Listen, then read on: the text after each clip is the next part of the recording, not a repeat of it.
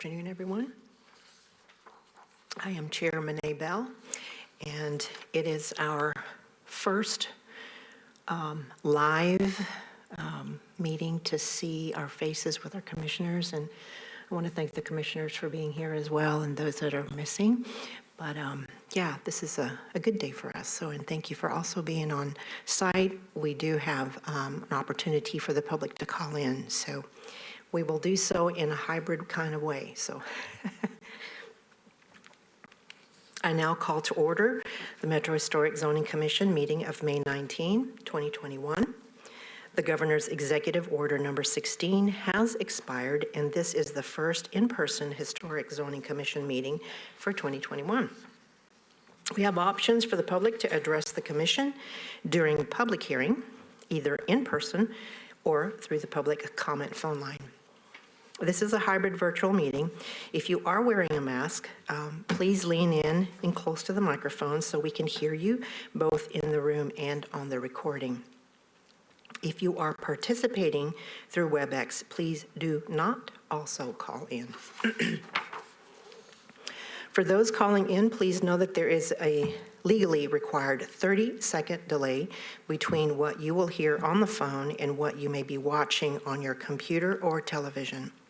When you call in, please fully mute whatever device you are watching on and rely on what you can hear through the phone for the duration of your call.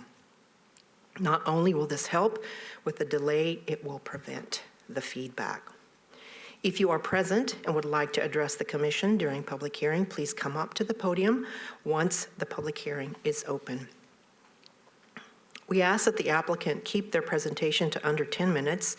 They may reserve 2 minutes as a rebuttal of public comment.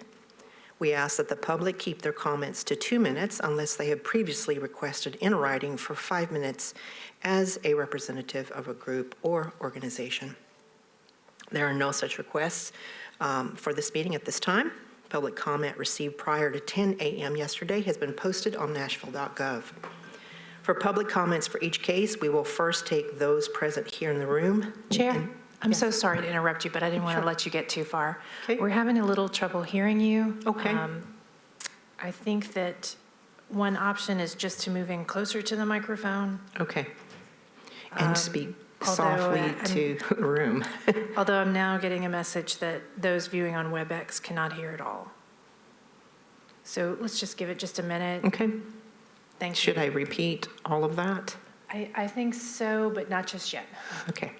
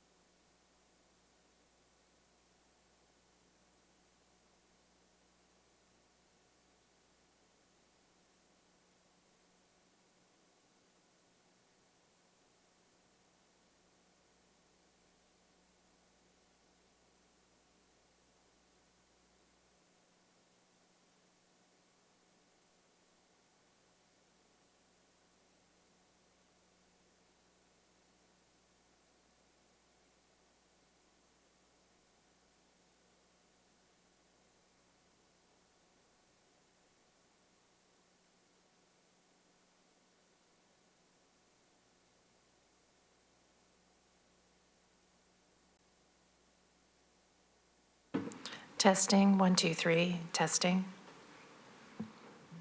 Testing to make sure the microphones are working.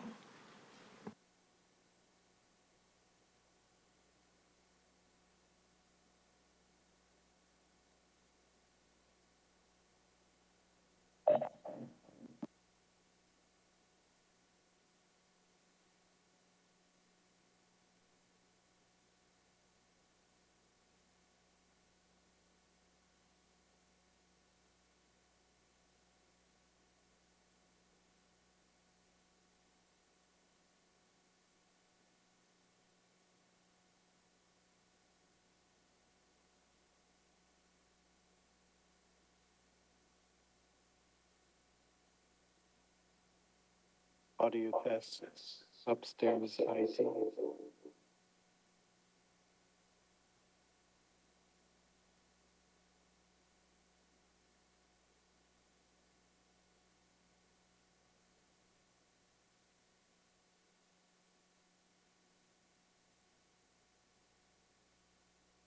Testing, 1, 2, 3, testing. We can hear in the room, just testing to make sure that those watching virtually can hear.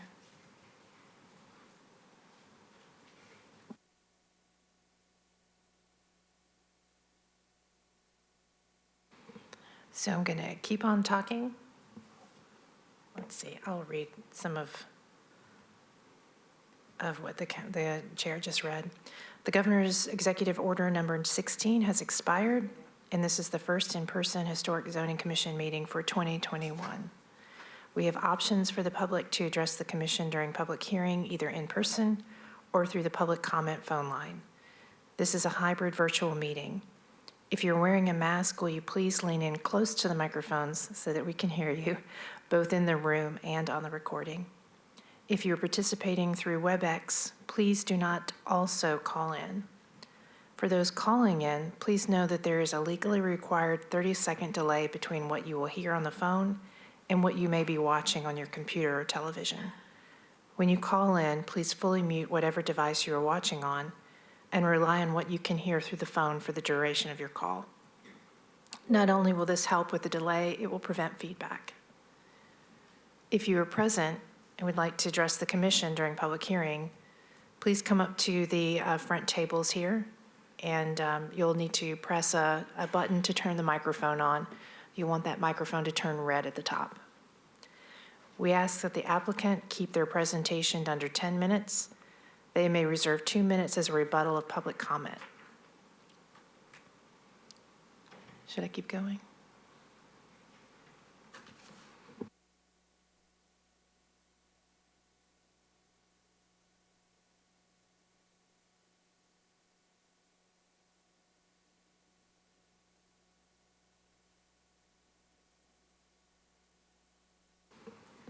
We ask that the public keep their comments to 2 minutes unless they have previously requested in writing for 5 minutes as a representative of a group or organization.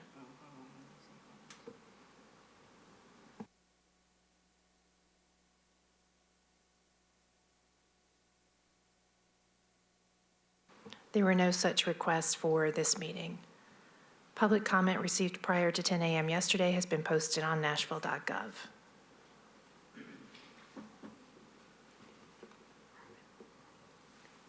And just for those who are here in the room, we won't know for 100%, but we fully expect the following cases to be deferred. So if you're here for those cases, you will not need to stay. And that is 322 Harvard, 2804 Oakland, 2415 Oakland, 312 Broadway, and 722 McFerrin. Those items will be deferred by the commission today.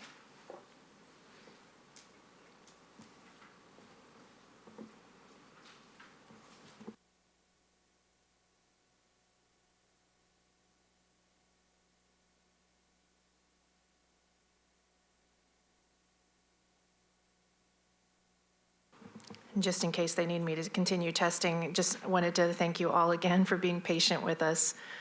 This hybrid is a great option because it allows people to not come that may be immunized, compromised, and but there are prices to pay for it, so thank you.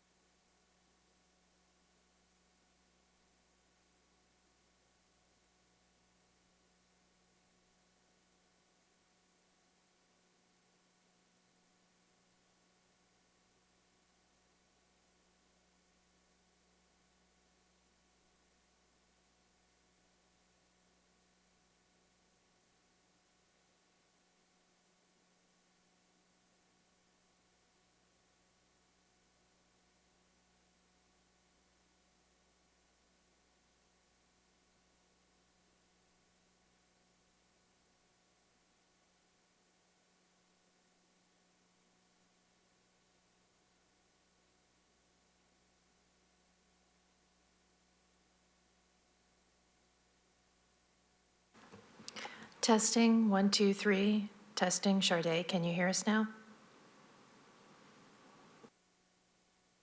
Yes, Robin, I can hear you now. Thank you. Well, Chair, we can resume with the meeting.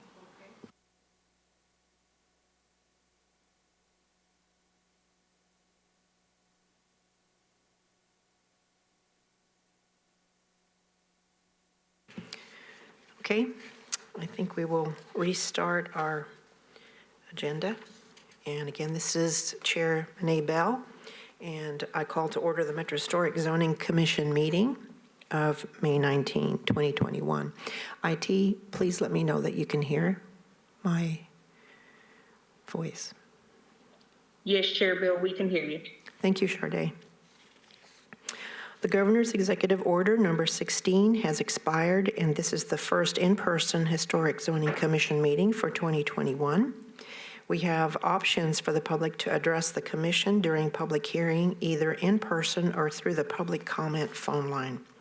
This is a hybrid virtual meeting.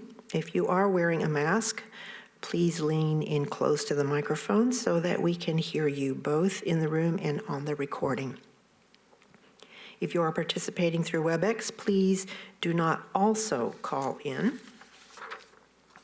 For those calling in, please know that there is a legally required 30-second delay between what you will hear on the phone and what you may be watching on your computer or television.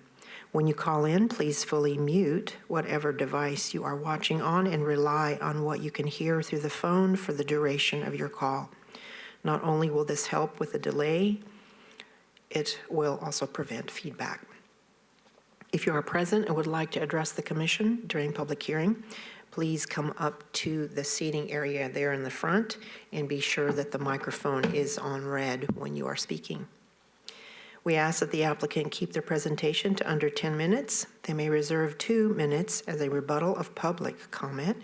We ask that the public keep their comments to 2 minutes unless they have previously requested in writing for 5 minutes as a representative of a group or organization. There is no such request for this meeting. Public comment received prior to 10 a.m. yesterday has been posted on nashville.gov. For public comments for each case, we will first take those present here in the room, then we will go to the callers. Pursuant to the provision of Section 2.68.030 of the Metropolitan Code of Laws, notice is hereby given that a final hearing before this commission is appealable to the Chancery Court of Davidson County or the Circuit Court of Davidson County via a statutory writ of certiorari. You are advised to seek your own independent legal counsel to ensure that your appeal is filed in a timely manner and that all procedural requirements are met. You should also seek independent legal advice regarding the applicability of the writ of certiorari to the specific decision of the Historic Zoning Commission. Before we begin, Ms. Ziegler, are there any council members who wish to speak? Let me just double check to see if any have joined us virtually. Thank you. I think I see Tom Cash. He is. Councilmember Cash is here, so he may wish to speak. Hello, can you hear me? Yes, sir. Great, thank you. I appreciate you staff deferring 2804 Oakland, which has a setback question, to give time for the developer to work that out with a nearby neighbor. I know that the house has been for many years close to the next door neighbor, but I recognize that neighbor's concerns about the addition also being under 5 feet close to his property line, and hope that something can be worked out, and appreciate that deferral. I also appreciate your opting Elmington Park CZO back into the consolidated guidelines, and that extra month gave those neighbors a chance to talk about it and understand it better and feel good about their wishes to be a part of the consolidated guidelines. So I thank you, and I don't believe I have any other comments on others than my other projects in my district, but we'll keep listening. Thank you. Okay. Thank you, Councilmember Cash. Okay. Are there any others? I don't see the screen, so. No. Okay, we have no other council members. Thank you. All right, first on our agenda is approval of the minutes for April 21, 2021. Does any of our commissioners have any comments or revisions or a motion? Madam Chairman, I move for approval of the minutes. Okay, Vice Chair Stewart has made the motion. Is there a second? Second. Okay, and Commissioner David Price has made the second. So all in favor of the motion, please say yes. Yes. Yes. Yes. Okay, thank you. Robin, is that sufficient, or would you like us to raise our hand? No, since we can all see each other, you will not have to do a roll call or hands Okay. unless you're unsure of the, Okay. if there may be some nays in the middle there and you're unsure. All But right. otherwise, we're fine. I guess my concern also was, or the question, because of the, those that are online. So we do not have to have the names mentioned. Okay? Clear? Thank you. All right. And the minutes of April 21 has been approved. And before we adopt the agenda, we have a request to rehear the application for 1807 Woodland Street. And Ms. Ziegler, can you please inform us on that? Yes, last month you heard the case for a violation at 1807 Woodland, and the applicant was not present due to an employee illness, and they now ask that you consider rehearing the case. Your rule is to not rehear a case unless there's information that could not have been available at the time of the previous hearing. They submitted information on Monday that was forwarded to you via email, but it did not appear that it could not have been available last month. You have the option of suspending your rules as well. If you would like to rehear this case, we recommend placing the item at the end of the agenda and including the case in your approval of the revised agenda.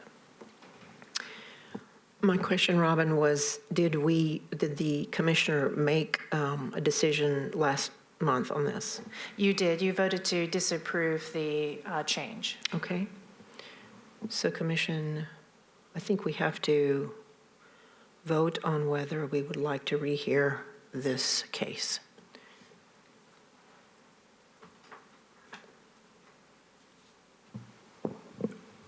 In reading the materials that were submitted for this month, I didn't see anything new that would change my vote last time, so I don't see a need to rehear the case. Okay. Other commissioners, please.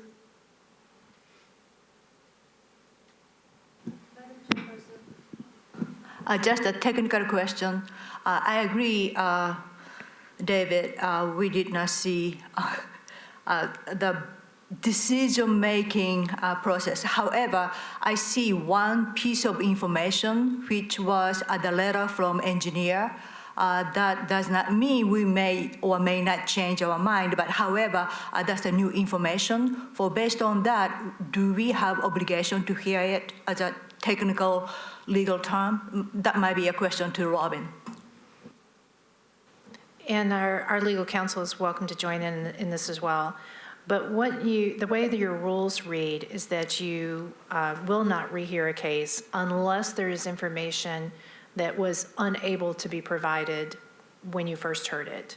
So you can make the decision based on that. You could say that that information wasn't possible to be provided last month, or it was, or you could choose to suspend your rules and go ahead and rehear it. And this is Alex Dickerson with the department. Yes, sir. I'll just say that you have the discretion to choose to rehear it or not. It's really up to you. Okay. Commissioner, are you making a motion to rehear?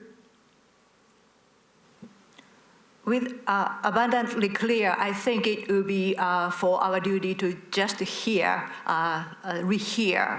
this case. Okay. There is a motion to rehear this case by Commissioner Johnson. And is there a second? I second it. Okay. Dr. Lee Williams has seconded. So all in favor of the rehear, please say yes or raise your hand. Yes. Okay. There are 3. And those opposed to the motion. So 3. So there's 3 and 3. All right, so the chair will make that call, and I want to thank you for that.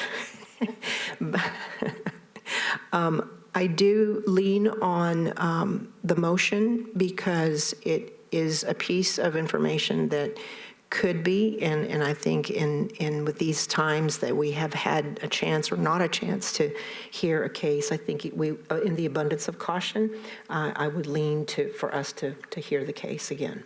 Okay. Thank you very much, and we shall hear that at the end of our agenda. And who is the applicant for that?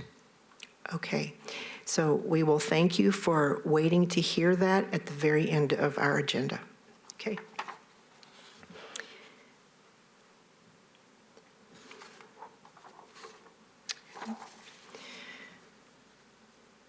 And Ms. Ziegler, I think do we need to approve the consent agenda?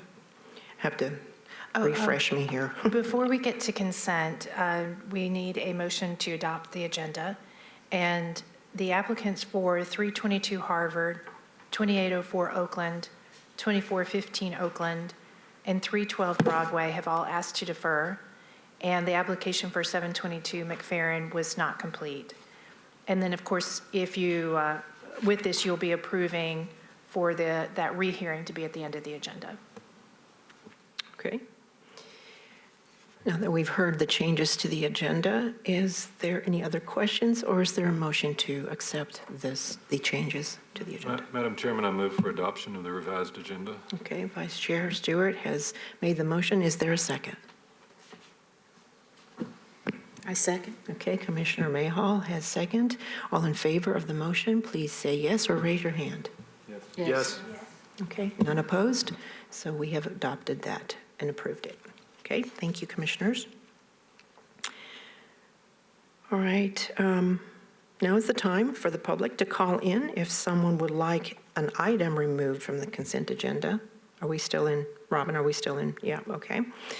In protocol here by calling 629-255-1911. As a reminder, if you are calling in, please mute your TV or computer, again for that feedback. Items on the consent agenda will be voted on at a single time. No individual public hearing will be held, nor will the commission debate these items unless a member of the audience or the commission requests that the item be removed from the consent agenda. Items removed from the consent agenda will be moved to the end of the agenda. And our staff presenter will be Ms. Sajit, and she will read the cases proposed for the consent agenda, and then I will ask if anyone here in the room are calling in at that time. Okay? Yes, so the first item on the consent agenda is approval of the administrative permits issued for the month. 1107 Halcyon Avenue is for an addition and outbuilding with setback determination. The request for 2510 Fairfax Avenue is for an addition, setback determination, and partial demolition. 2406 Oakland Avenue is a request for an addition. 2804 Oakland Avenue has been deferred. The request for 2012 Benjamin Street is for an addition. And staff recommends approval of these projects with the exception of 2804 Oakland Avenue, which is deferred, along with their applicable conditions as noted in the staff reports. Okay. Thank you, Ms. Sajit. Since or anyone in the public that would like to remove any of these items that you have read on the agenda? Okay, seeing none, or anyone in the call-in? There are no callers. Okay, thank you. And who might that be speaking? That's Sean Alexander. Thank you, Mr. Alexander. Okay, and do we have a motion by a commissioner? Madam Chairman, I move for approval of the consent agenda. Okay, the Vice Chair Stewart has made the motion. Is there a second? I second that motion. Commissioner Fitz has made the second. All in favor of the motion, please say yes or raise your hand. Yes. Okay, none opposed, so the motion passes. Thank you. And the reason why I am saying their names is because of the recording. So just, we've not normally as much as done that, but we are, again, very articulate in how we're doing our processes today. Okay. Now's the time, again, for anyone to call if they have public comment regarding the adoption of the consolidation of the design guidelines for the Elmington Place Neighborhood Conservation Zoning Overlay. Ms. Ziegler, please present the project. Thank you. Last month, you voted to approve the consolidated design guidelines that apply to most of the neighborhood conservation zoning overlays. Initially, we were told that the Elmington neighborhood wished to keep their original guidelines, but then we heard differently in April, but that wasn't in quite enough time to get the required notices sent out. So they were not included in last month's revision and decision. Since then, a notice has been sent, and we've not received any additional public comments. So we were recommending adding the Elmington neighborhood to the consolidated design guidelines. So in summary, staff recommends approval of the existing consolidated design guidelines for the Elmington neighborhood conservation zoning overlay, finding that the project meets section 17.40.410 of the code and the Historic Preservation Act of 1966, and with an effective date of June 17th, the day after the June public hearing. Thank you, Ms. Ziegler. I do want to, before I ask questions to the commission, do we also open public hearing for that? Okay, all right. Commissioners, do you have any questions to staff? Okay, we will open public hearing. Is there anyone here who would like to comment, speak forth on this particular conservation overlay? Okay, thank you very much. Commissioners, we entertain a motion. I move for approval. Okay, Vice Chair Stewart has the motion. Is there a second? Second. Okay, Commissioner Price has made the second. All in favor of the motion, please say yes or raise your hand. Yes. Okay, none opposed. The motion passes. Okay, again, as a reminder, those applicants who are in WebEx, please do not also call in. If you are unable to log in or a member of the public wishing to speak on a case, please call 629-255-1911 when the case you are interested in comes up. Now is the time for anyone to call. If they have public comment regarding the proposed infill at 945 South Douglas Avenue, and it's unit number 5. And again, I'm going to say that number one more time, 629-255-1911. And our presenter will be staff member Ms. Warren. Yes, good afternoon. Can you guys hear me? Yes, ma'am. Okay. In 2018, the Commission approved an SP for the site at 945 South Douglas. 19 houses are planned for the development. The Commission approved specific ridge and eave heights and widths for each unit and recommended approval to the Planning Commission. The SP was approved. The applicant is returning to this Commission for final design approval of each unit. You have already approved units 1 through 4. Today, we will look at unit 5. This unit was approved at 1.5 stories with a maximum ridge height of 35 feet and an eave height of 12 feet. The width here was approved at 34 feet. As designed, the ridge height is about 34 feet at the highest point. The eaves measure about 10 feet from foundation, and the width matches the 34-foot limit.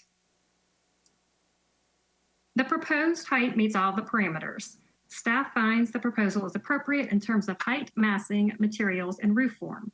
It is consistent with the site plan approved for the SP, and there are no design issues. In conclusion, staff recommends approval of the proposed house with standard conditions as seen here.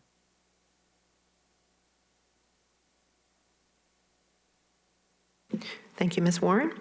This is the time again for the public to call in, interested to speak on this case in 629-255-1911. An applicant, if you are present, please come forward to have a comment. Okay, our applicant is not present, or is the applicant on the line? Yeah, I'm on the online. Can you hear me? Yes, and please announce your name as well. Yeah, my name is Martin Wick. I'm at 912 Bailey Street. I'm the architect for the project. I don't have anything else to add. I just am here if you have any questions for me about the project. Okay, thank you, Mr. Wick. Okay, any comments? Open public hearing? Okay, we will close public hearing. Commissioners?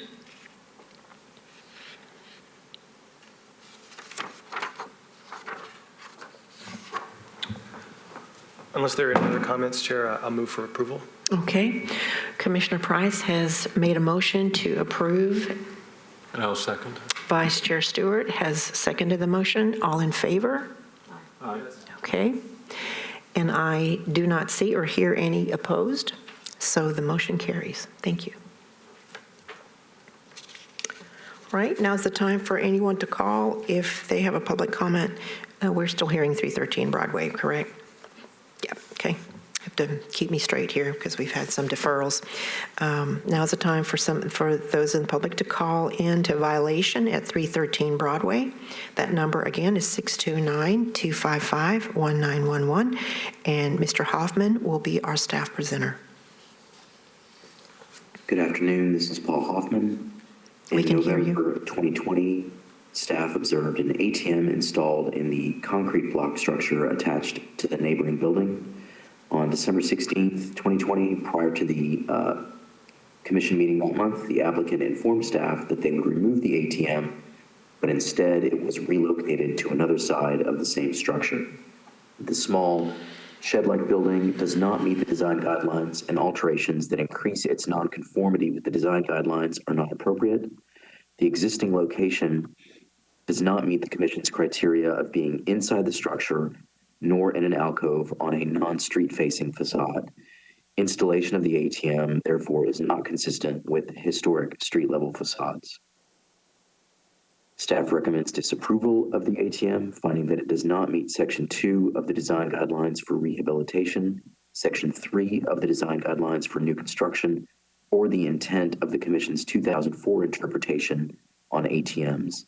Staff recommends that the unpermitted ATM be removed from the site within 60 days from the Commission's decision. Thank you, Mr. Hoffman. Applicant, are you present? Okay, perhaps online. There does seem to be a hand raised online. Okay, again, see that. If the applicant is, again, I think we see online, then please announce your name.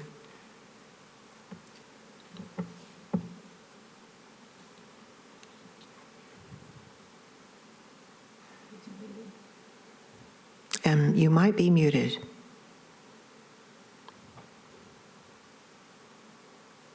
Okay, we do see a hand raised by the name of Alan Friedman. Chair Bell, we do not see the applicant for this case listed here. This is Paul. Okay, thank you very much. All right, we will open public hearing. And if no one has any comments here or online, do we have any call-ins there, either Paul or Sean?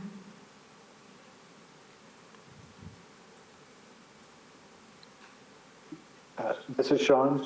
There are no callers. Okay, thank you very much. We will close public hearing. And commissioners, discussion or a motion? Chair Bell? Commissioner. You know, when I first started with this commission 5 years ago, I think one of the first cases that we heard was an ATM at the corner of 2nd and Broadway. And it seems fairly obvious that they've come up through the years that I've been associated with this, and we have not approved any unless they were recessed and not obvious. And so, given that precedence, I would make a motion to adopt the staff recommendation to remove the ATM. Okay. All right. There is a motion by Commissioner Mayhall. And I'll second it. And there's a second by Vice Chair Stewart. All those in favor of the motion, please say yes or raise your hand. Yes. Okay. And I do not see anyone opposed, so the motion carries. Thank you. Right, we will go on to 1408B Boscobel Street, and those who wish to call in on that is 629-255-1911, and our staff, Mr. Hoffman, will do the presenting. A rear deck and carport encroaching into the 20-foot rear setback has been constructed here without a permit. The deck itself, materials and design does not require MHZC review, as it is a rear addition that cannot be seen from the street and is located within the triangular area shown in the design guidelines as not requiring a permit. A permit from the codes department is required. As constructed, the deck intrudes into the 20-foot rear setback by 10 feet. The codes department has confirmed that when a deck exceeds the height of the first floor, 20 feet rear setback is required. In an historic overlay, it is the MHCC that makes setback determinations. The Commission's ability to reduce setbacks is so that they can easily address historic conditions. This property has no existing historic conditions. A similar request at 1406 Boscobel Street was denied in August 2020. Staff does not see a compelling reason for the deck to be allowed within the setback and finds that the proposal does not meet Section 2B3 of the design guidelines. Staff recommends disapproval of the setback determination, finding that the deck does not meet Section 2B3 of the Laughlin Springs East End design guidelines. Staff recommends that the unpermitted structure be removed within 60 days of the Commission's decision. There are comments received that have been included in your report. Thank you, Mr. Hoffman. That concludes my presentation. Thank you. I would also entertain if the applicant is here. All right, please come to the desk there and make sure your mic is on.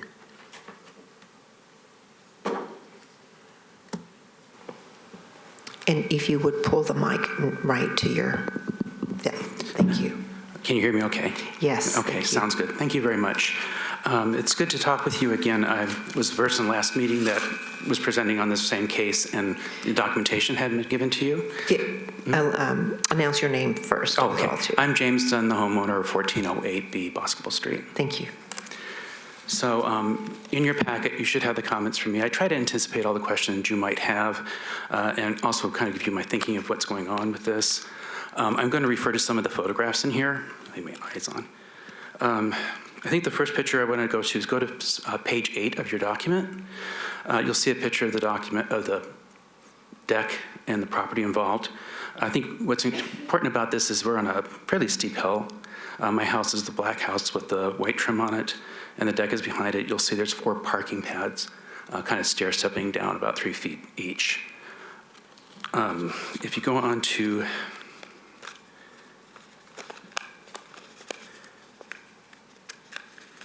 page 6, it's another perspective of this. And what's important about this, there's 4 commission decisions that are kind of relevant on the structures adjacent to us. You have 1419 Shelby, that's a detached garage that's on the alley. There's a detached dwelling unit, a secondary one at 1410 Boscobel, carport at 1408A Boscobel Street, and then the 1406 deck that you'll see there. That's the case that you were, the staff referred to in this meeting, in the recommendation. In that case, the request to extend the deck further into the 20-foot setback was denied, but the neighbor who had this needed to rebuild their deck because a car had hit it and taken out one of the supports. They were told they could extend it another 11 inches further to reach up to the setback. If I measure from their edge of their deck out 20 feet, it goes to the middle of the alley. 10 feet, the way that the commission has measured it on my property, it seems to be from the end of the driveway. So what I really think is it's not a 10-foot intrusion into the setback, it's actually more like 2 feet. If that's the decision and the commission agrees with me, I'm willing to take that off. But I also believe that there's a compelling reason to actually allow the deck to exist as constructed. If you look at the requirement for the 20-foot setback in most blocks in the neighborhood, you can see very clearly that there are homes with backyards. You know, that's kind of the way it's set up, right? If you look on picture, page 4, you have an aerial view. That is not our block. We have several tall and skinny homes built right up the alley there. And so what we end up is 15 parking spots going right up there. There's no backyard space at all. In fact, that entire block, there's only 2 homes that are from the 1930s. The rest of the older homes are from the 60s. They seem to be taking them down to put up the double wides. And the block facing Shelby Avenue, the side of the block on Shelby Avenue across from us, that's all new construction that was built in the last 4 or 5 years. So it's a very dense area. So my argument is the deck actually provides more of an outdoor space, a backyard type space to our house that we didn't have before. And our neighbors actually prefer seeing it to seeing just sort of the back of our driveway. The other thing I would like to mention is I think that there's a precedent for allowing exceptions. If you look at the agreement for the dwelling unit, the additional dwelling unit, the commission noted that our lots are 25 feet shallower than most in the area.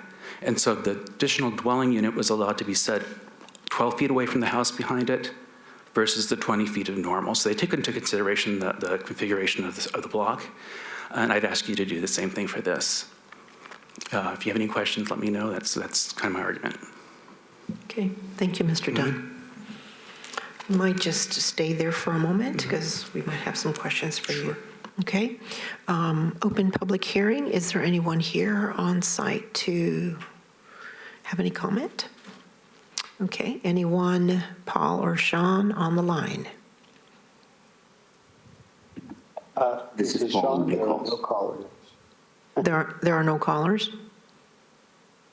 Okay, no callers, I believe I heard you say that. Okay, we'll close public hearing. Commissioners?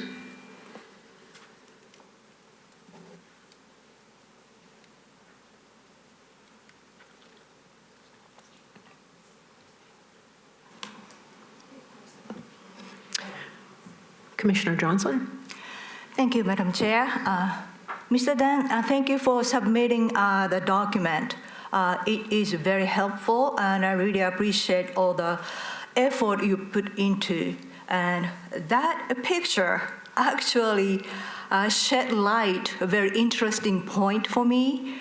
This deck, until I really pay close attention to the deck, I didn't realize there was existing first floor deck with pergola roof. And then there was a staircase, and then new second floor deck or carport deck, whatever you want to call, is extended. And it is now encroaching the rear 20-foot setbacks. So that gives me really clear picture. And then I did lots of code research, particularly 17.20.200, of the setback requirement.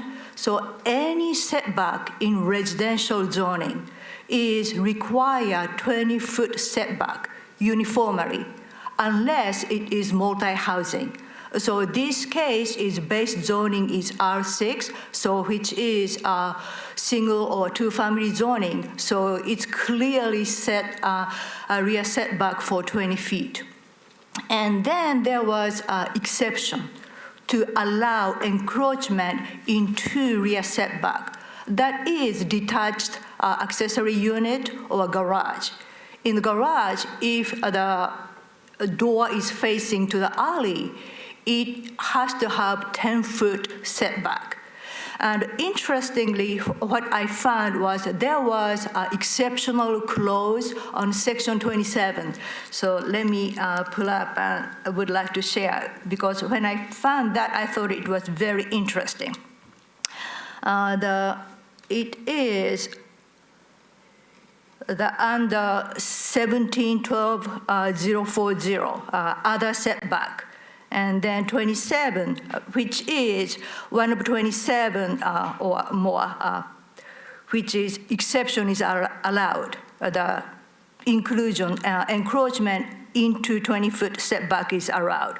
So under 27, an uncovered deck that is located at least 10 feet from the rear property line does not encroach on required site setbacks and has a maximum deck elevation no greater than the average finished first floor elevation of the principal building as established by the front entrance. So I'm not a lawyer, but the way I read is if the rear deck is on the first floor, and it will be allowed to encroach up to 10 feet. But in this Mr. Dunn's case, it is not the first floor level deck, so I do not compel to give exception to this encroachment or variance. And I understand as a planning commissioner, we do have authority to grant a variance or encroachment onto the rear setback. But I think as a historical zoning commissioner, we have to take a look at historic zoning overlay and character. And this particular house, if I understand correctly, was built prior to we are approving the neighborhood conservation overlay. So it was prior to historic, overlay was approved. So in that sense, the house itself is characteristically out of proportion because it's a new type of housing people fondly call tall and skinny. That means the house is already taking up so many buildable space in that lot. So adding extra large lot on that is kind of sticking out more compared to other, conservation overlay, compared to traditional compliance or, housing in that conservation overlay. So considering those multiple reasoning, I am inclined to staff recommendation. I do not find any compelling reason to accept the variance. Thank you. Commissioner Johnson, that was quite articulate, and really appreciate the research on that, and do appreciate that you are on the Metro Planning Commission, and does give us some depth of some knowledge. So thank you for your time to do that. Other commissioners? I was going to, Commissioner Johnson, yes, thank you for that. Last week I had mentioned in the base zoning that there was that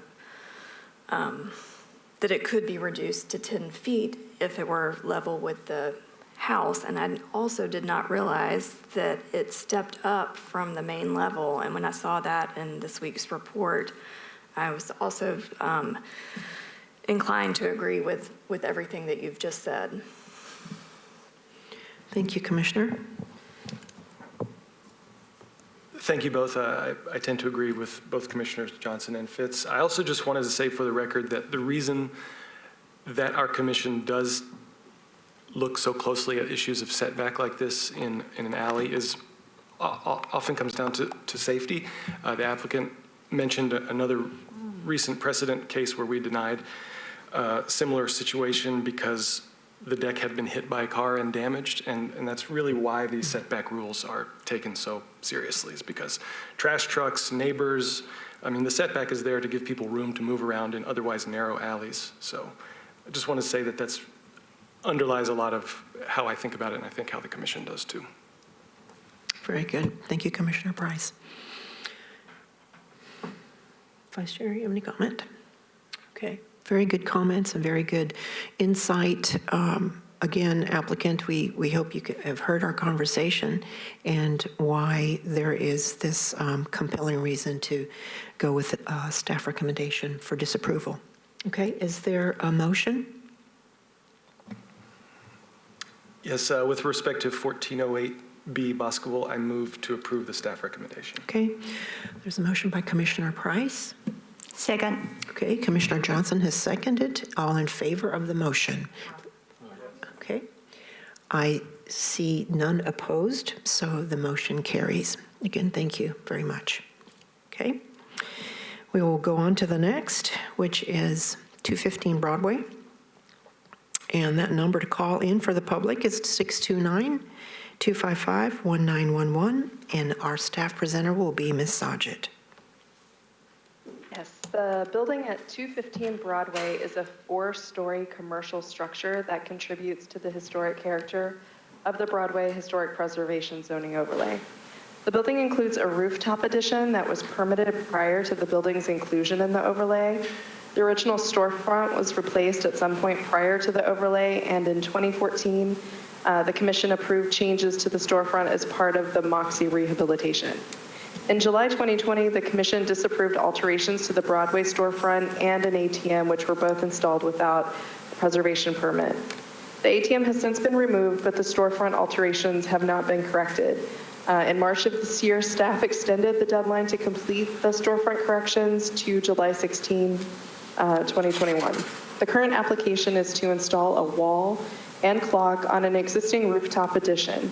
The sidewalls of the building at 217 Broadway next door sit 8 feet taller than the historic building at 215 Broadway. And the purpose of the proposed wall is to discourage patrons from jumping from the rooftop at 217 Broadway to the rooftop of the subject property. The applicant proposes to install a 9-foot 6-inch tall perforated wall and clock between the existing railing and the non-contributing building next door. The proposed wall would extend to the front wall of the building. The existing roof patio has a depth of approximately 33 feet 9 inches, and the existing railing extends nearly to the front wall, which does not meet the 8-foot setback for railings since it was permitted prior to the expansion of the overlay. Here are renderings of the proposed wall and clock. And here are an elevation as well as a section. Given the height of the proposed wall, staff evaluated the new construction as an addition rather than a railing. The design guidelines require that additions be set back 30 feet from the main wall of the building. Therefore, the proposed wall does not meet the design guidelines. If the new construction were to be assessed as a railing, it would not meet the required 8-foot setback from the main wall. And also the proposed clock would not meet the design guidelines since railings are not supposed to support additional elements. As proposed, the new construction does not meet Section 3.1 of the design guidelines for additions to existing buildings. A disparity in building height is not uncommon in the Broadway district. There is currently a violation case for 312 Broadway, which was deferred from today's agenda, where a wall was constructed without a preservation permit. The goal for that wall was to discourage patrons of 312 Broadway from relocating to the adjacent rooftop at 316 Broadway, which is a similar situation to what we're seeing with this request. In this case, staff has suggested the use of landscape features to address the situation, specifically dense or spiky plants in a horizontally oriented planter or as a green wall that would discourage unwanted activity. Ways to address unwanted activities such as sleeping, sitting, and wall climbing in urban areas may include features such as slanted tops or pointy features, which might be useful in a situation such as this. This could be something like a low sculptural component that could deter jumpers. In addition, it is possible that the clock feature could be used for climbing down onto the rooftop from the taller one next door anyway, even with that installation. So in conclusion, staff recommends disapproval, finding that the proposed wall and clock do not meet Section 3.1, which is additions to existing buildings of the Broadway Historic Preservation Zoning District Handbook and Design Guidelines. If the commission decides to approve this, staff would recommend that the violation of the storefront be corrected prior to any new permits being issued, and also that guidance for future requests for walls between building rooftops where one rooftop may sit higher than the other be considered, since we've already seen the situation in other circumstances. Thank you. Thank you, Ms. Sajid. All right, I think the applicants are here, and please come forward and be sure you've got your mic on. Please announce your name.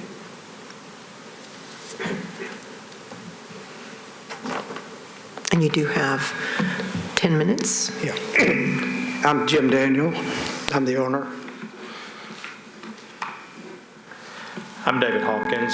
I'm an architect with Feltus Hawkins. You might want to turn one of those off, that one there. Yours, when you talk, you might have to turn that one off. Okay. No, that, No, right here. Oh, okay. there you go. Mr. Hawkins, you might turn yours on. Thank you. Thank you, appreciate it. I'm David Hawkins. I'm an architect with Feltus Hawkins Design. I represent the Moxie Hotel downtown and their rooftop restaurant. I want to thank the staff for reviewing our application and for their comments. They were very helpful and appreciate that. One of the things that we'd like to point out is the Moxie is a Marriott hotel. It's not a honky-tonk, it's not a bar, and it's the only hotel on Lower Broad, so we're in a very unique situation. The rooftop is the hotel restaurant. It's the only restaurant in the facility. It's not a beer joint. And this condition that we have with our neighbors is somewhat unique in the fact that we do have a restaurant next to a honky-tonk, and they do have an elevated situation above us. The impetus of putting together a screen was purely a safety measure. We're experiencing people throwing debris from above, dumping drinks, throwing beer bottles, lighted cigarettes, trash, and unfortunately, people, when they get intoxicated, do stupid things, and some of them have decided they want to jump. So this causes a problem not only for the Kid Rock next door, but also for the Moxie, because typically those doors are locked, and when they do this, it's usually at night, and it's creating a safety issue. So it causes great concern. Not only the fact that they're stuck and the Kid Rock staff will not let them crawl back, which we're thankful that they won't because we are afraid they may fall off the building, but the staff calls over to the Moxie. The Moxie has a staff member that has to go up, unlock the door, escort them out the building. But where it also becomes a concern for safety for the Moxie is that it takes a staff member away from their position and their location. They're set up to maintain and manage the hotel, and if they're having to escort people out that get there from jumping, it causes a safety concern for their guest. It's a liability issue, quite frankly. As this is a Marriott hotel, the owners are required to maintain a certain level of safety with the Marriott Corporation.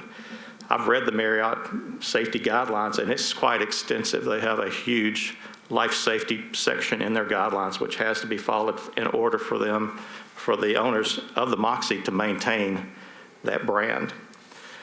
The owners asked us to look at the options that we had for doing something to keep them from jumping. We wanted to increase the safety. We wanted to keep the guests both at the Kid Rock bar and the guests at the Moxie safe. So we had some challenges that we had to overcome. We couldn't attach anything really to the building next door. We don't own that. There's a gap between the building of about 12 inches, which is an expansion joint. There's nothing there underneath it. It's a covering of the roof, but it's a space between the two buildings. And there's only a narrow space in which we were able to work. After reviewing several options, we felt like a vertical fence was the only physical barrier that would really make sense.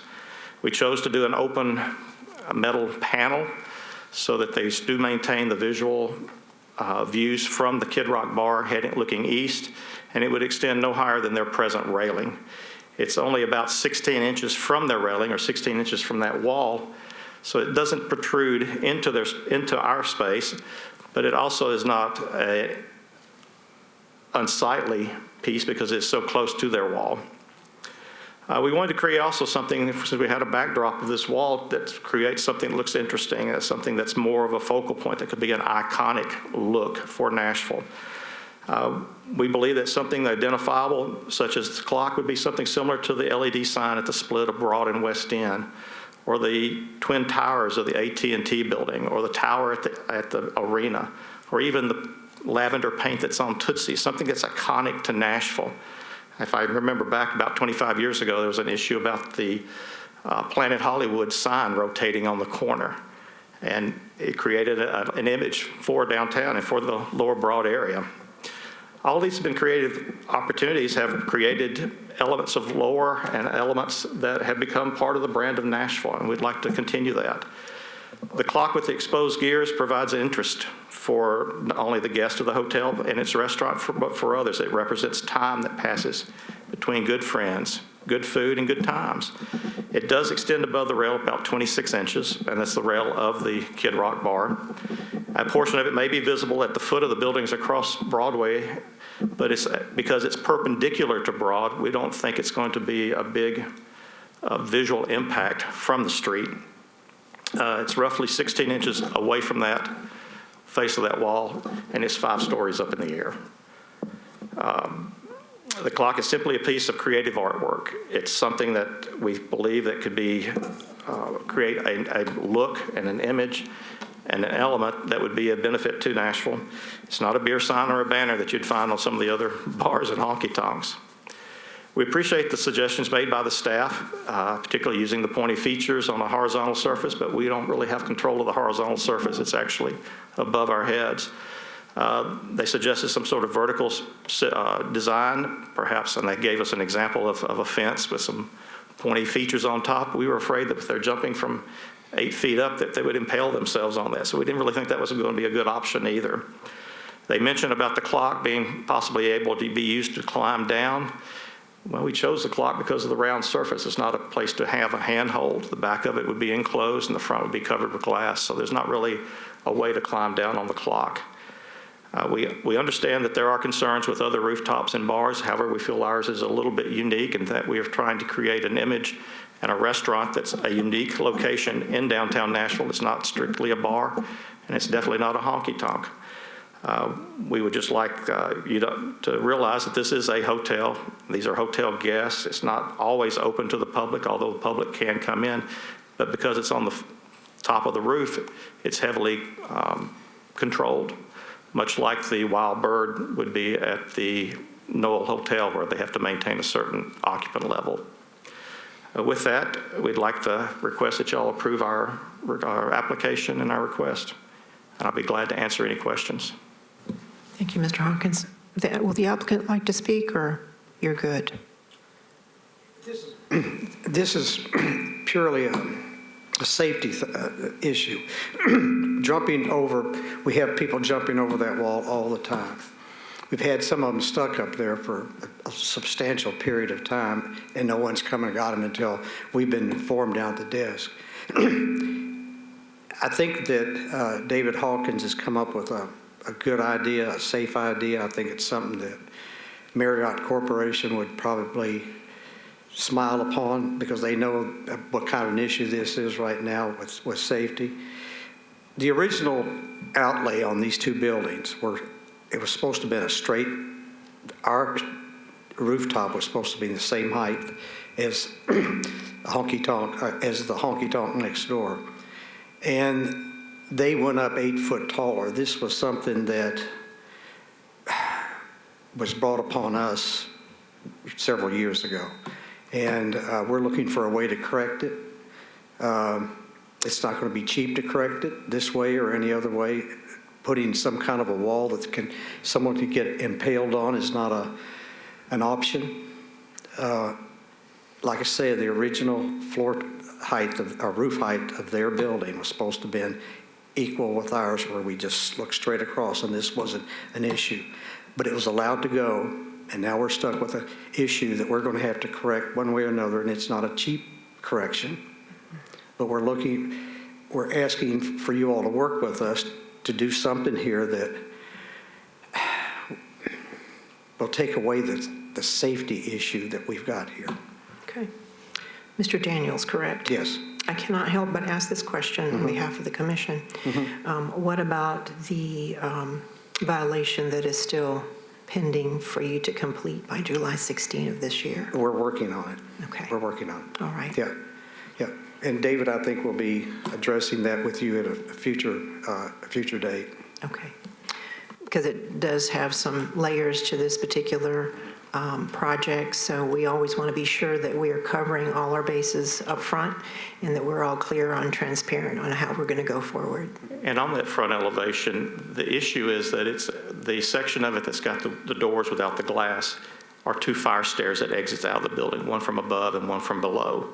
So not only do we have to satisfy the historical ramifications, but I've also got to meet all the life safety and fire codes. And that's been difficult, particularly during this time with COVID and not being able to get a hold of the people at at the Building Codes Department. And I have got calls into them. Unfortunately, they just aren't. It's easier to go down and grab somebody, but we haven't had that opportunity. But we are working on that, and I'd like to get that resolved also. Okay. I would love to put glass back, but I've got to maintain the fire ratings of those walls. Okay, very good. We will discuss that later. Yeah, we're trying to figure a way to enhance the look of the front of the building because it is pretty plain, and to do it with the guidelines that we are required to do it. Finding the material that's got a fire rating to make it look like what it is it's not as easy as we thought it was going to be, and like I say, getting the fire marshal down there to help us through this has not been easy. Sure, understood. But we are working on it. Right. Thank you for continuing to work. Sure. And also to continue your deliberation with the staff so that we're sure we're, again, all on the same page and following our guidelines that we have our purview for. So, absolutely. Okay. Thank you so much. Appreciate it. Thank you. Okay. Anyone else in the public to make comment? Okay. Anyone on the line, Sean or Paul? This is Sean, no callers on the line. Okay, I will close public hearing and for the commissioners to have discussion. I actually have a quick question for the applicant. I want to tell you that I extend my deepest sympathies to you in this situation. It sounds like you have a nuisance of a neighbor. And this is, I appreciate that you're looking for a design solution. Have you had conversations with the management of Kid Rock's and this situation and asked them to fix it rather than you have to fix it? You're familiar with the owner of Kid Rock's? I'll withhold my comment. Well, I'm asking to do the same thing, but they are a neighbor, and we're trying to coexist there. And there's a lot of issues there, and we're dealing with them, and it hasn't always been a good neighborly situation. They, the walls were torn down, and between our two, I don't know if you're familiar with that, but the building went down one Sunday night, and then the walls went down a couple of months later. Between us, there were both of our walls, and it set us back about 8 months waiting for them to rebuild the walls back. And so, but we're getting along now. And I don't think they have any intention of doing anything to correct it. And I don't know how I can compel them to, because it's an existing building. They've been there for 3 years or something like that. We were open for 5 or 6 months before the COVID shut down, we didn't have a run at all. So it's been a struggle, but we're willing to address it and try to fix this situation in a way that we'll do it, because they won't do it. And the management is not, its ownership it's up to them to do it. And to be honest with you, they like looking right across us and looking down at us, and because they obstruct us looking to the east, the west, and but they're up above us, and they look right over top of us, looking towards the river. So. And just one more. I mean, have you explored legal options with this? It seems like it's a public safety issue, and if I had somebody in my backyard throwing trash and doing all kinds of things in my backyard, I would explore everything before necessarily coming here to ask for a variation to the guidelines that were. I like to avoid lawsuits if possible, because they take a long time. They're expensive. They don't get anything accomplished in the short term.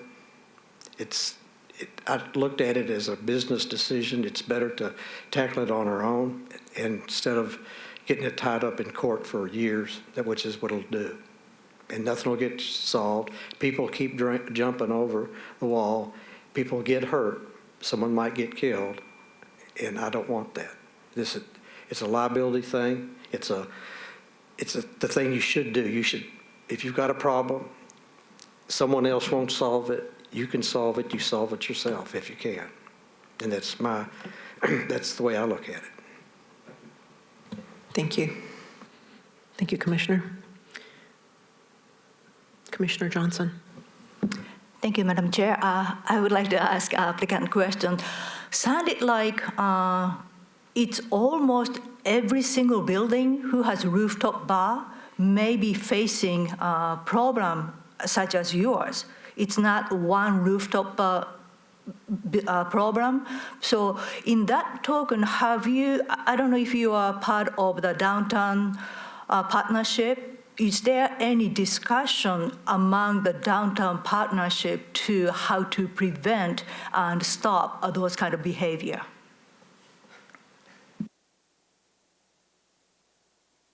Excuse me, not that I've heard of. It's, I haven't heard, I know there's been people hurt before, and I think a couple of killed, falling off of rooftops down there. I don't want it to be my rooftop.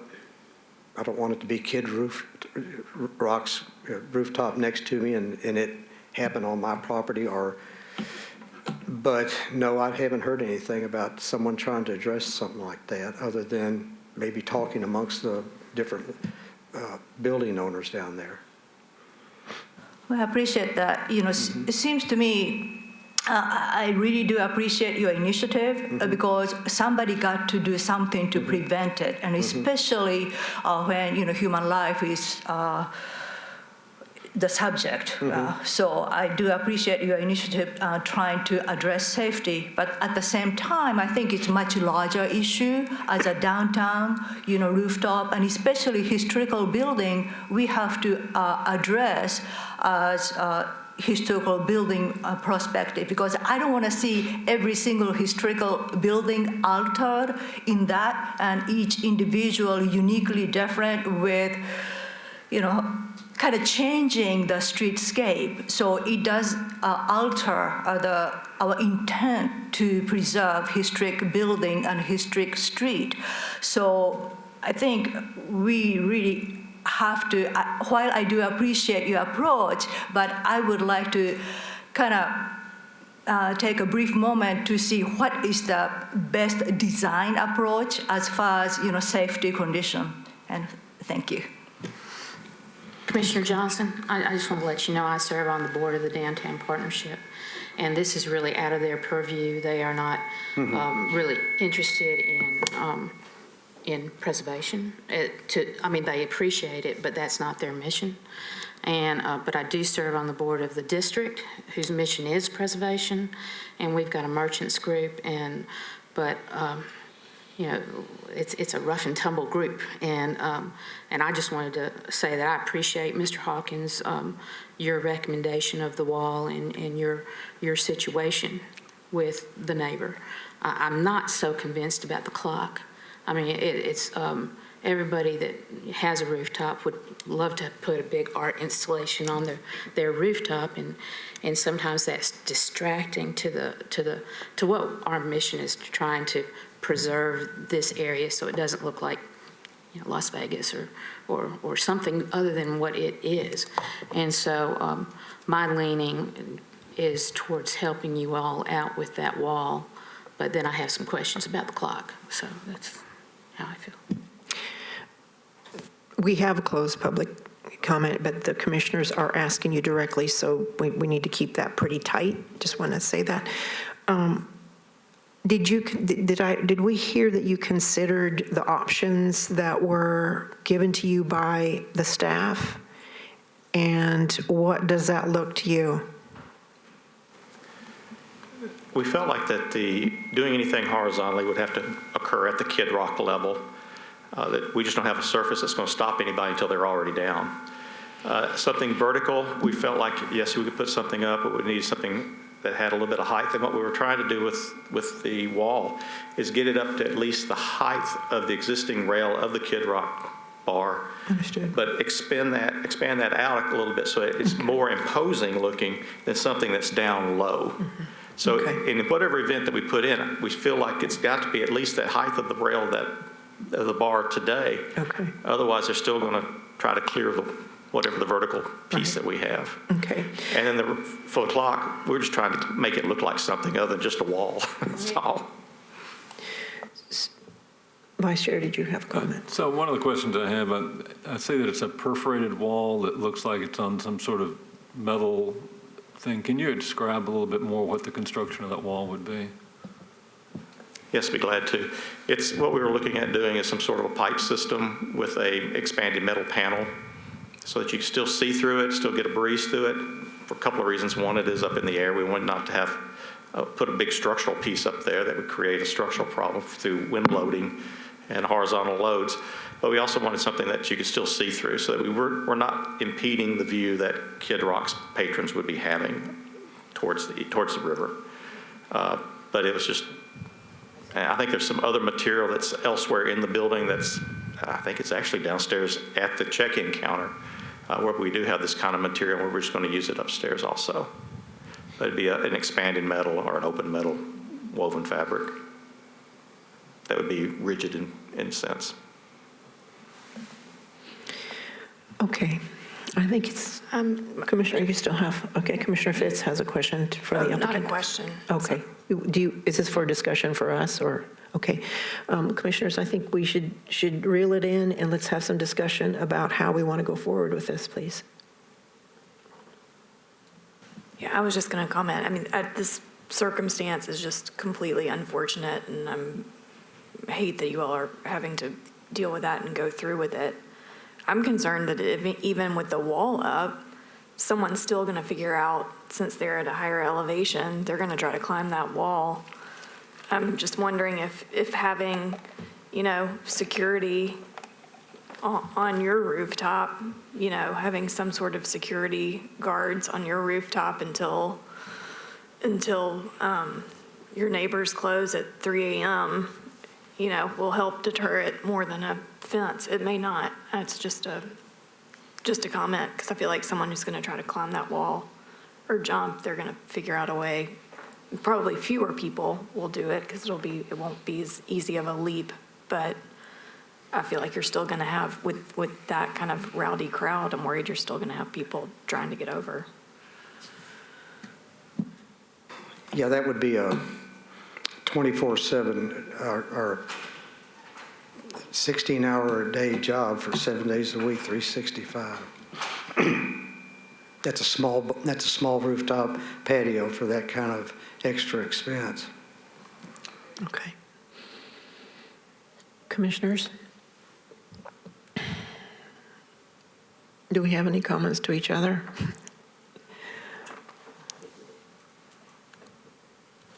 Oh, I'm going to comment again. I guess my concern, I feel like it could be appropriate to allow the wall in this condition.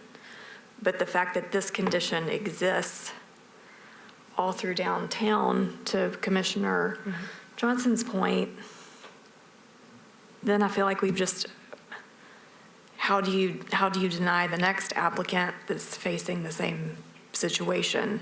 But then the security concern really, troubles me. And so I'm feeling really torn about this. Yeah, I share your concerns. I don't know.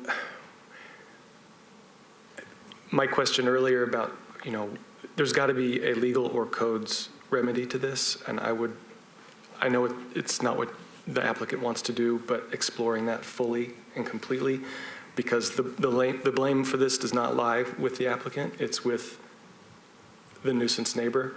And there's got to be something that could be done before asking this commission to make an exception to the guidelines that we're appointed to uphold.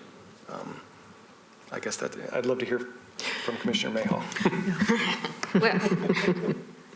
Well, I don't think it's the nuisance neighbor so much, because this happened down the street with several other buildings. Mellow Mushroom, I think, was involved in some other buildings. It's just, sometimes when people just get have a little inebriated, sometimes they do bad things. So I don't think it's the property owner's fault that is next door that this happens. And so that's just I just don't want to focus the blame on that neighbor, because I think it happens, like you said, in other buildings on Broadway. I'm going to interject on that too, because it is a bigger and deeper issue that goes through the historic district.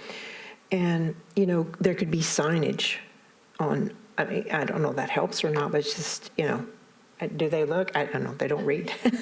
Okay. Yeah. So, right. I think we could discuss this for a long time. I think our purview is what we have before us, and we decide on that purview. And the applicant understands that we have a difficulty in this kind of situation, but it's almost deeper than where we can fix this. But I think, again, we should consider what the staff has recommended to us and what our guidelines are for the historic district, because we do not want to set precedents, because we already have enough that we have to answer for.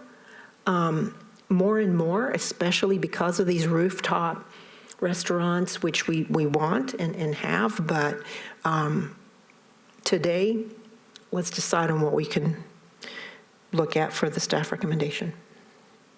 Make a motion. That's our purview.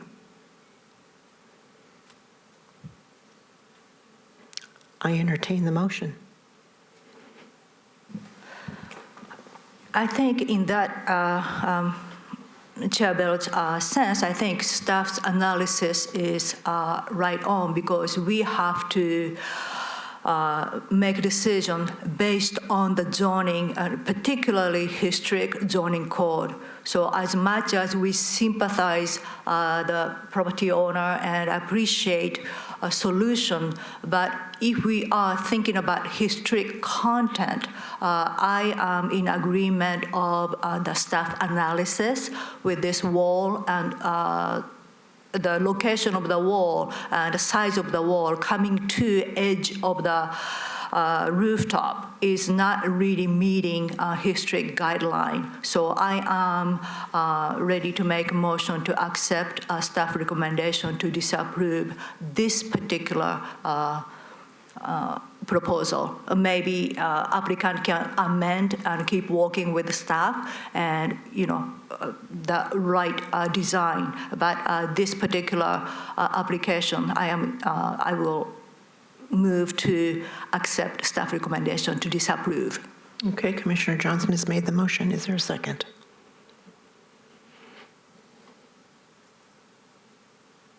Okay, well, that motion. I'll second it. Okay, there is a second by Commissioner Fitz. I think I'm going to have a raise of hands on this one. Okay, can I? Yes, Vice throw Chair. in something? So, you know, this is truly one of the most difficult situations that I think we've seen, because it does involve life safety. It does involve things beyond the purview of just design. And whereas I recognize the applicant's arguments against having things that might impale people that fall down on them and be a further damage for somebody that does jump over, I think there may be a design that would be that would help to work with this situation and help to solve it. But I don't think this is the one. You know, I see several things, you know, that I don't see the height of this rail as being compelling to keep people from jumping over. And they can actually jump over and hold on to the top of this wall 5 feet down. There's another rail they can stand on. So, I mean, I see people doing that. You know, there's also the opportunity for somebody to fall down in that 1 foot space between there and get stuck in there, get hurt. You know, as Commissioner Mayhall said, when somebody's in some conditions, you know, they're not able to perform the way they should. So I think there may be a solution here, and I'd like to keep it open for the future. But I don't think this is the solution that's the right one for this. Okay. Chair Bill, if I could interject. Yes. Would it be appropriate to ask the commission to appoint or to have a volunteer who's a design professional to continue, assuming that you do disapprove it, to continue to work with staff on finding a solution? Okay, so heard. I'm looking at the two designers. Right.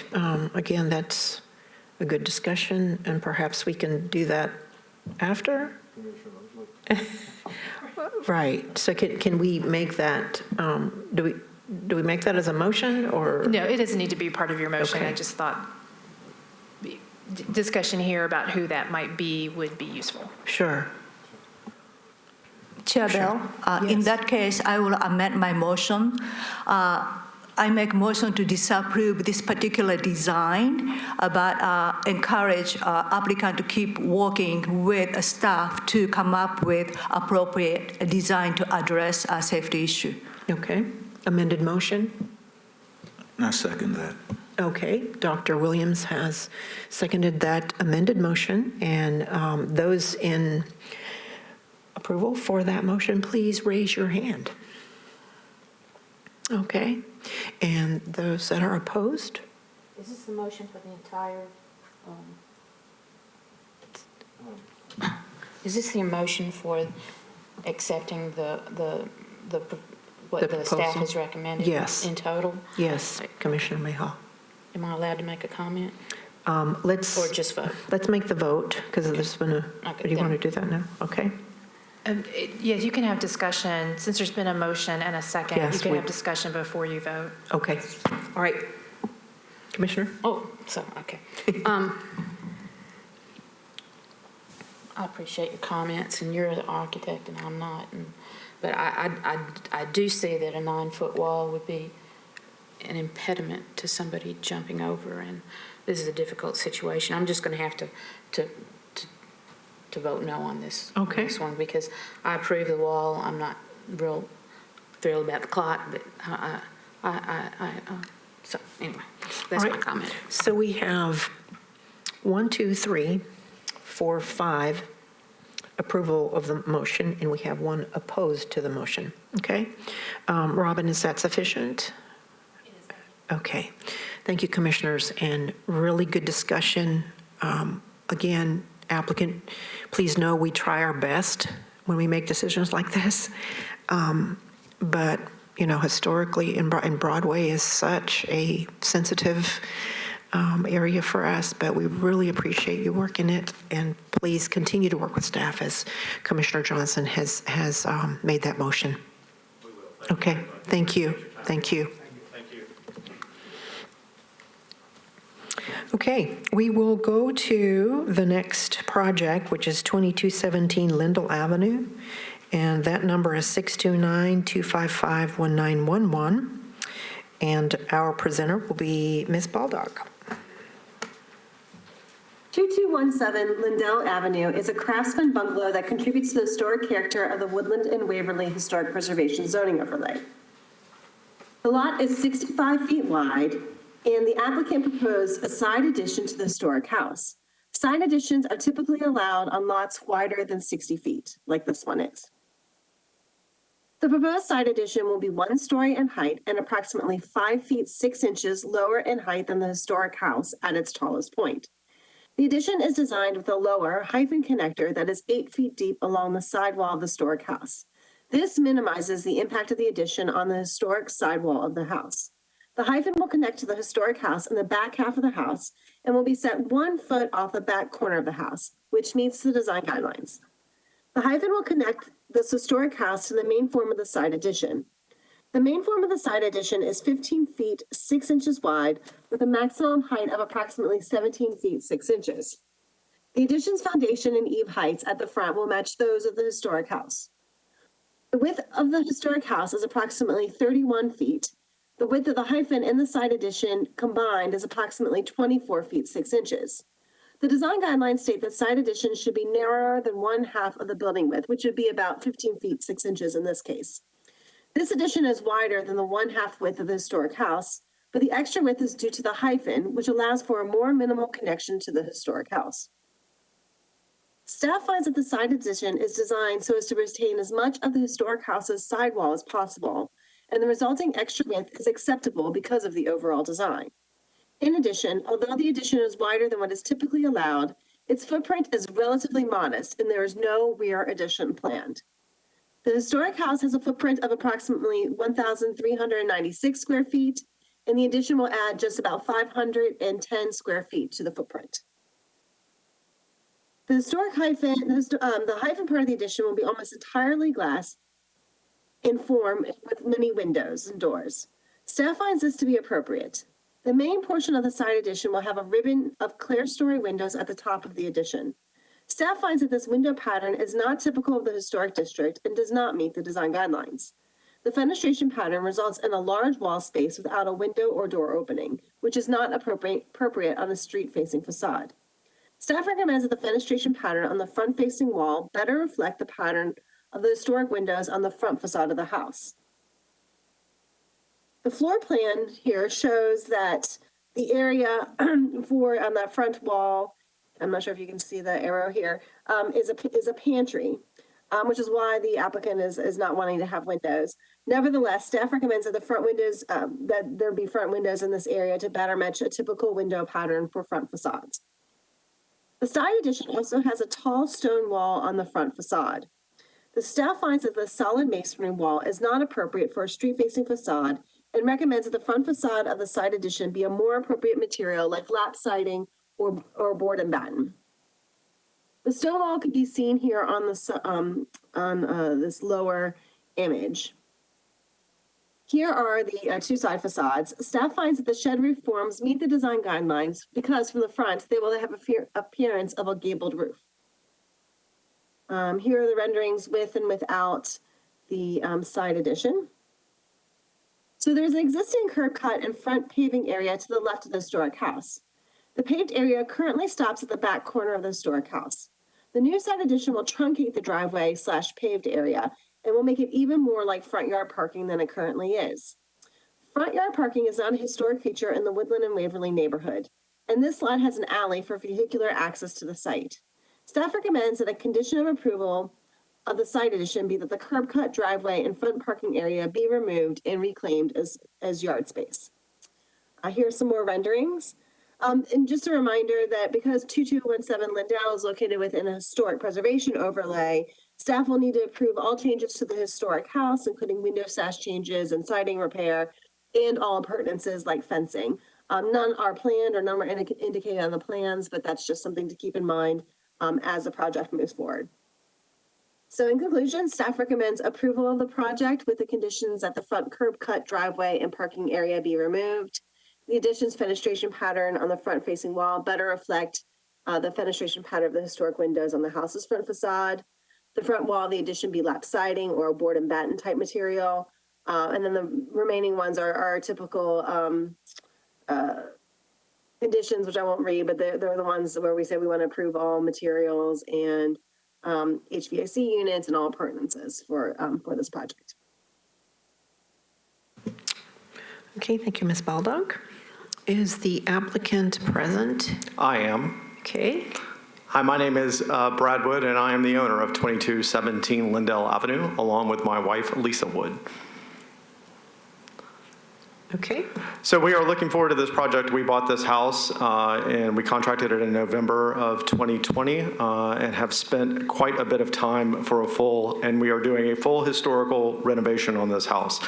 We intend to bring it back to the way that J.J. Dillard built the house in 1915, which will be original cedar siding, maintaining the windows. We're trying to, in fact, I've found the original owner's granddaughter. We're trying to find original pictures to see if it had triple top windows in the front of the house, or indeed it was single panes. We've gone through an extensive amount of work and historical research on the project.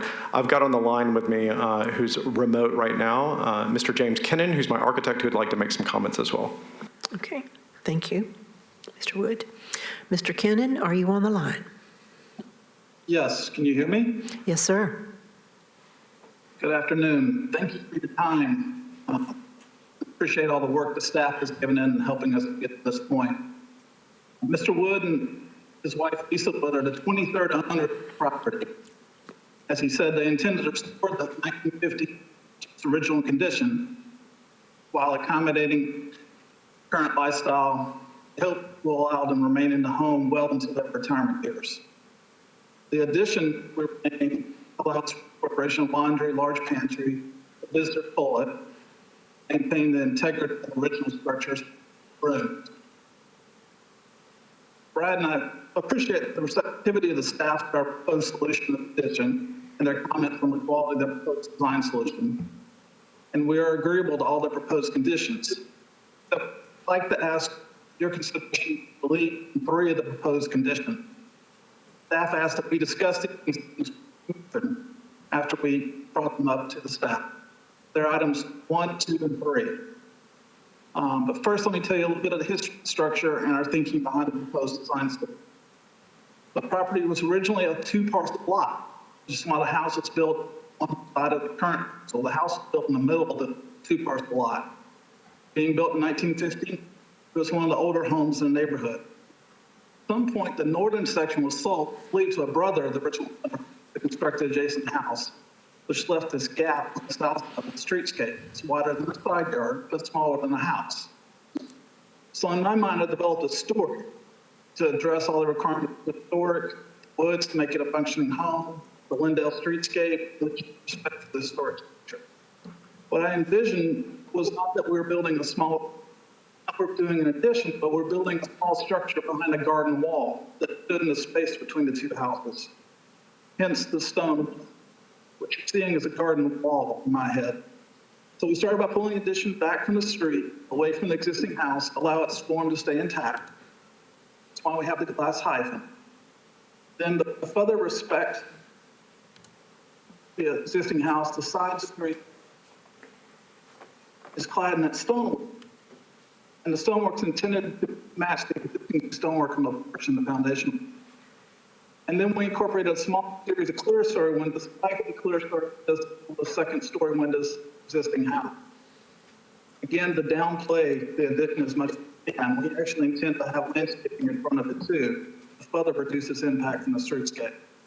And so we're thankful for the staff's recommendation and accepting of them, but we would request that you consider relief from these following 3 conditions. Condition 1, the driveway removal. Mr. Wood only requests that he not be required to remove the curb cut until after renovation is finished, parking can be constructed in the rear of the property.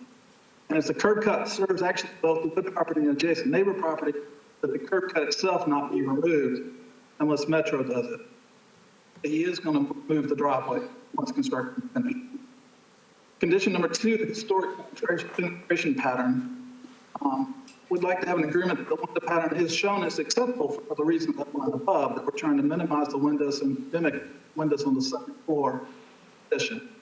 Condition 3, the front materials. Again, that proposed stone wall be acceptable as previous. It's actually garden wall, and the addition's built behind it. The balance of materials in addition will be adding windows and character to historic guidelines of the area. And other than that, we have no other comments, and thank you for your consideration. Thank you, Mr. Kennan. Okay. Do we have any here present that would like to comment? Okay, or Sean and Paul, is there anyone on the line? This is Sean. There are no callers on the line. Okay, we will close public hearing. And there's no rebuttal, so unless the commission will have a question to the applicant.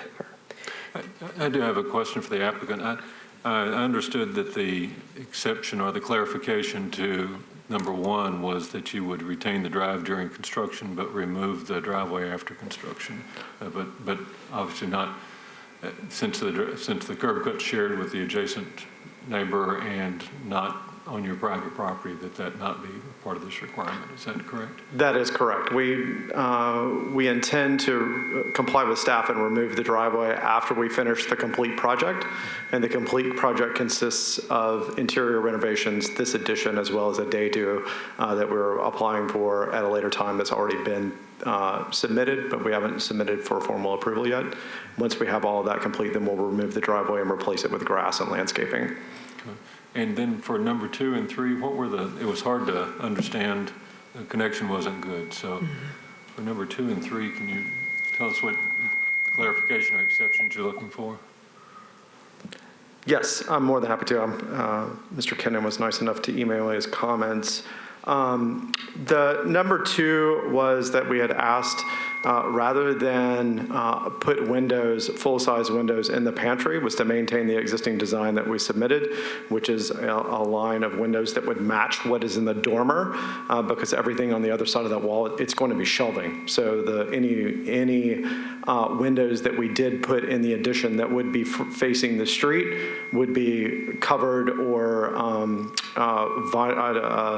frosted coated anyway, because we wouldn't want what people seeing inside of our pantry. Number three was the front wall materials.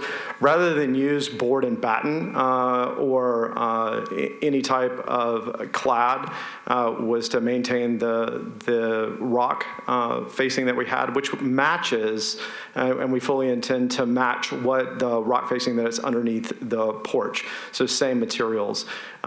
If we go and try to, and when we went through this, one of the design guidelines said that, don't make it look exactly like what the house had before. What the house has before is 3-inch cedar siding that's original to the house. So if we went back with that, I just feel like that it would look like it was a copy rather than a net new, which was what we felt like stayed within the design guidelines. Thank you.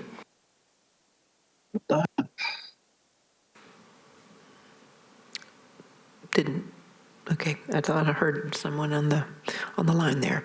Okay, commissioners?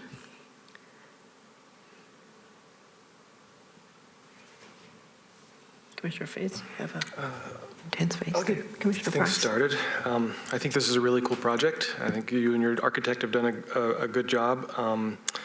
It adds a good, significant, usable utilitarian space to your house without blowing out the back or making a huge addition.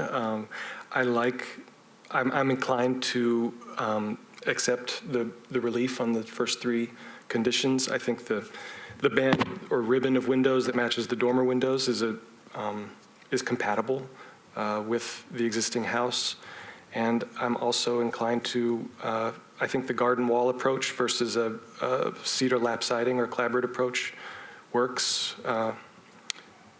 within the guidelines and makes for an overall good project. So those are my comments right now.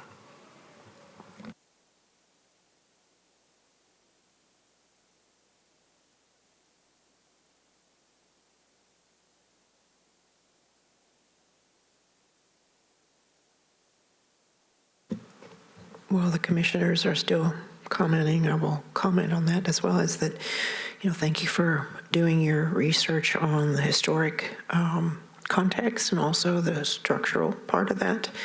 Yeah, so I didn't realize that it was a historic preservation overlay, so. Yeah, we were able to trace the history all the way back from Benton Smith, which has the original plantation of Waverly, to where he sold it to Mr. Yarborough, all the way to the time that my wife and I have purchased the home. Perfect, thank you.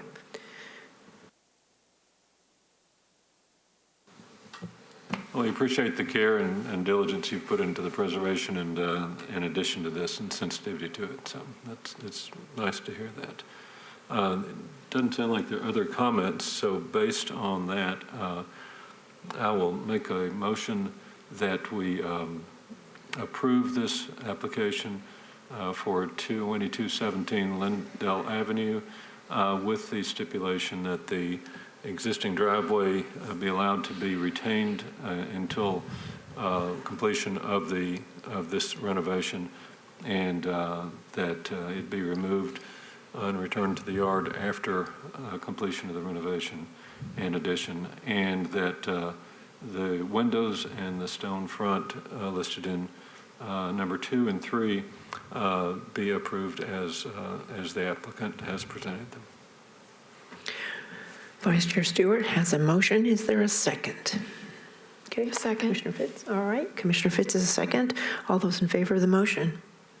Yes. Yes? Okay. I do not see any unopposed, so the motion passes. Thank you. Thank you, applicant. Okay. I think we're going to take a 5-minute, if that's okay with the commission. All right. Well, let's make it 7 minutes. How about that?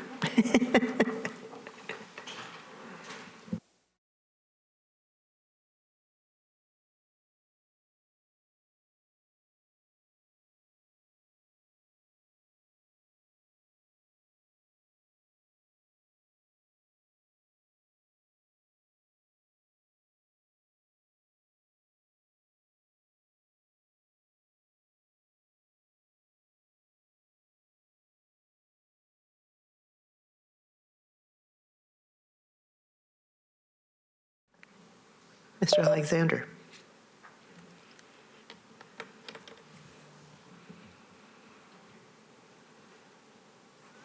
I'm sure they're working on making that happen upstairs, but I'm happy to read his presentation if that is helpful, so we can just keep moving along. Sure. Thank you, Robin.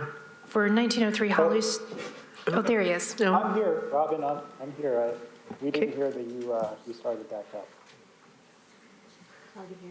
Okay, Sean. Are we good? Yes, and if you could just speak just a little louder. Okay. Okay, this is 1903 Holly Street. It is a proposal to construct a new house. Sean, you're going to have to put your, Sean, we can barely hear your soft voice.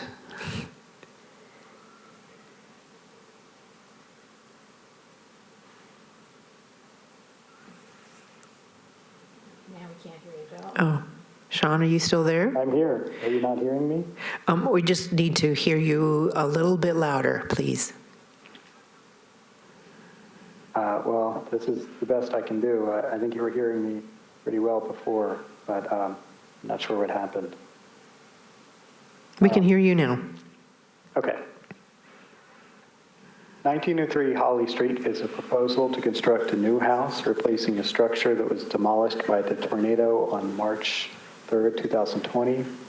The new house will be 1.5 stories, approximately 30 feet tall and 40 feet wide. These proportions are compatible with surviving historic houses on the block.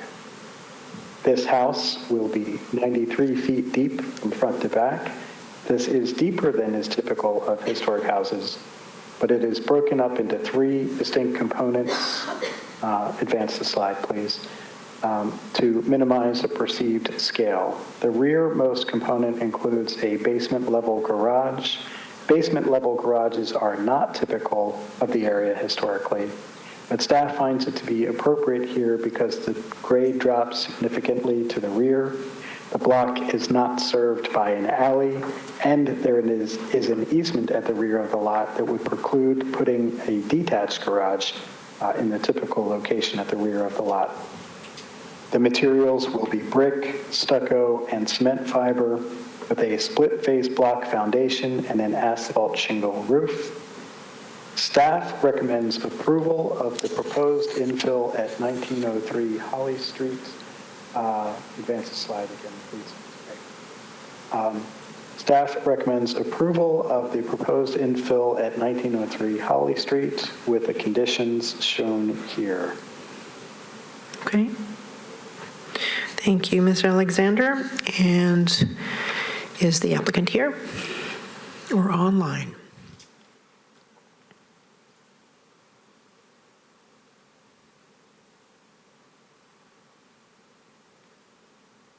Okay. Sean or Paul, is anyone calling in? I'm sorry, it cut out. I'm the applicant, Craig Kennedy with Bootstrap Architecture and Construction. We're online here. We don't have anything to add to Sean's presentation. No issues or comments to their to the staff recommendations. Okay. Thank you, Mr. Kennedy. We appreciate that. Is there anyone here for public comment or anyone else online? Paul or Sean? This is Paul. There are no callers on the line. Thank you. We'll close public hearing, and commissioners will discuss or entertain a motion. Madam Chairman, with respect to 1903 Holly Street, I move for approval with staff conditions. Okay, thank you, Vice Chair Stewart. Yes, I would like to second, but if I may, I think it's just a question to Robin. I read one comment, it will fill the front yard to water not to come to his house, but rather going into the back of the house driveway. I just wanted to make sure I know it's outside of our purview, but when you put the fill, it's not changing the front yard elevation in a way that metro stormwater runoff going into adjacent to property. So I'm pretty sure Metro Stormwater or Codes Department will take a look at it when building permit is submitted. But I just wanted to make sure we do have that kind of mechanism in place. Well, I cannot say that the grade doesn't change at all. I mean, it could change a small amount. What kind of effect that has on stormwater, I apologize. I do not have the expertise to comment on that. But you're right, others in Metro will look at that. Thank you. Okay. Vice Chair Stewart's made a motion. Is there a second? A second. Okay. Commissioner Fitz has made a second. Okay. All in favor of the motion? Okay, I do not see any opposed, so the motion passes. Thank you. We will go on to 1805 Lakehurst Drive. And again, that number for the public to call is 629-255-1911, and Ms. Baldock will be our presenter. 1805 Lakehurst was constructed circa 1945 out of concrete block. The house was likely built by the Sexton family that developed much of Little Hollywood. The house is representative of the transition between minimal traditional style, popular in the 1940s, and the Spanish colonial revival style found in Little Hollywood. The house was built at the back of the lot with a deep front yard setback. Part of the addition at the rear is currently located over the property line and into the unimproved alley right-of-way. Here is a site plan. The applicant proposes side and rear additions that do not meet the base zoning rear setback of 20 feet. In fact, the side and rear additions will have a 0-foot setback along the rear property line. The historic house, not including the existing addition that is to be removed, is less than 7 feet from the rear property line. The rear and side additions will extend back to the rear property line. Beyond the rear property line is an unimproved alley right-of-way. Because of this, there's not the concern about how the addition will affect the ability for drivers to see down the alley. Also, the unimproved alley buffers between the back of the house and the properties that front or way behind it. There's other construction in this right-of-way behind other houses, such as fencing and possibly outbuildings. Because of that, the chance that this alley will be improved is minimal. Staff therefore finds that the 0-foot rear setback to be appropriate in this instance because of the house's location on the lot and because of the unimproved alley. The addition also includes side additions on both sides of the house, and these side additions wrap the corners of the historic house. Typically, the commission has approved side additions on one side, not both, and have not allowed side additions to wrap the rear corners. However, this house and lot are atypical for the neighborhood.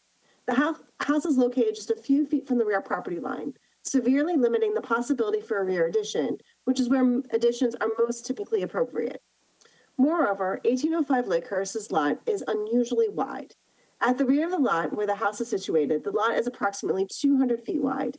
Expanding the house to both sides is appropriate given the house's placement on the lot and the lot's width. In addition, because there is very little opportunity to have a rear addition, staff finds that in this instance, wrapping the corners of the historic house is appropriate, particularly since the side additions are 1 story in scale and several feet shorter than the historic house. Here's a 2020 photo and a 1968 photo. You can see, comparing the two, that the existing ridge raise, which is only inset about a few inches, not the 2 feet that we typically ask for, was not there in 1968, although that rear dormer was. You can also see that the house's porch post used to be more typical for historic porch posts, and the applicant does intend to recreate that condition. Here's the front facade. The applicant proposes to remove the existing ridge raise, which was not adequately inset, and replace it with a ridge raise that is inset 2 feet from the side walls of the house and goes up 2 feet. This new ridge raise meets the design guidelines. Both side additions are 1 story in scale and several feet shorter than the historic house. The applicant also proposes to screen in the existing side porch, and the commission has approved similar screening in the past. The addition does include a front-facing 1-bay garage at the basement level. Although typically front-facing garages are not appropriate in Laughlin Springs, staff finds that in Little Hollywood section of the neighborhood, there are other front-facing garages at the basement level, including one across the street at 1804 Lakehurst. In addition, on this lot, where a garage behind the historic house is not feasible, a one-bay front-facing garage is appropriate. Here's the right side facade. The addition does not start until behind the midpoint of the house, which meets the design guidelines. And similar for the left side of the house, it also does not start until behind the midpoint. So in conclusion, staff recommends approval of the addition with the condition that staff approve windows, doors, roof, shingle color, and the locations of the utilities if they are relocated. Finding that, staff finds that the proposed addition meets section 2B and 3B of the design guidelines.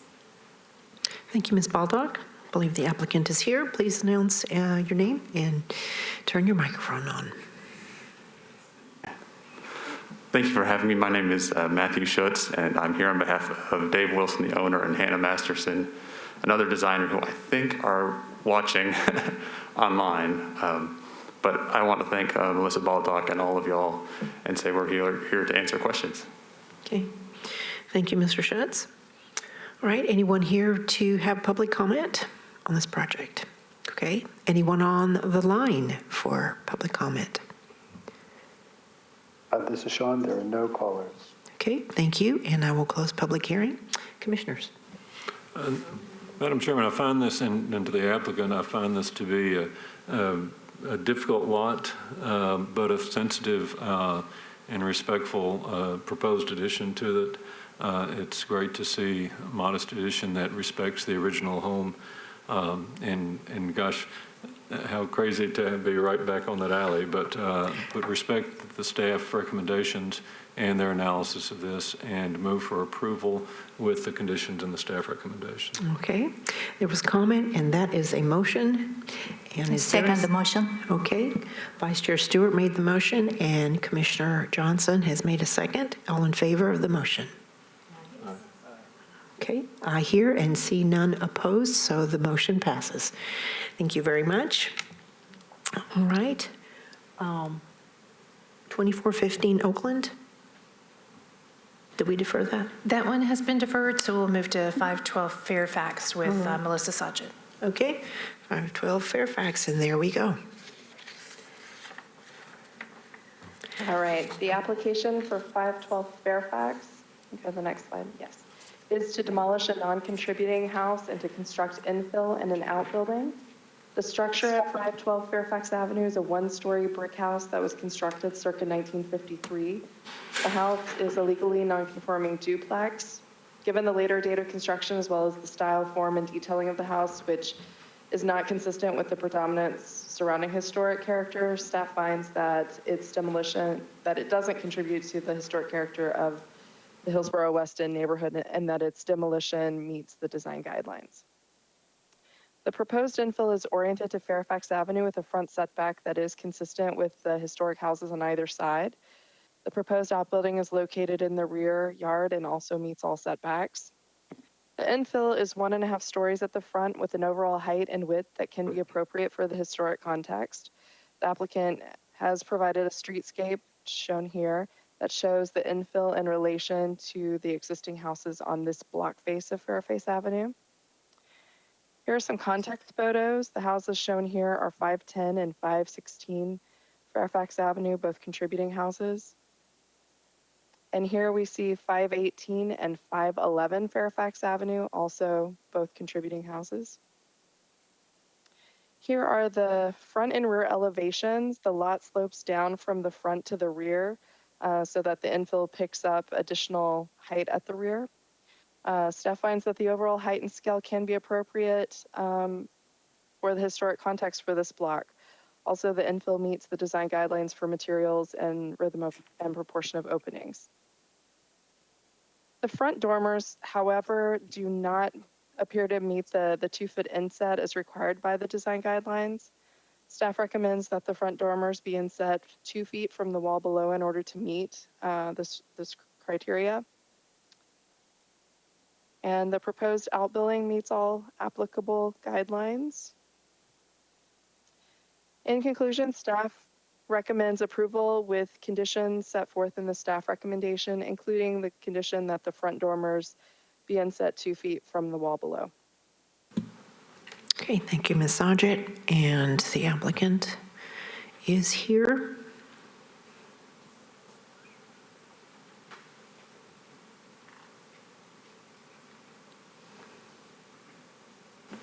Is that on? Yes. Van Pond, I'm the architect for 512 Fairfax Avenue, 2929 Sidco Drive, Suite 105, 37204.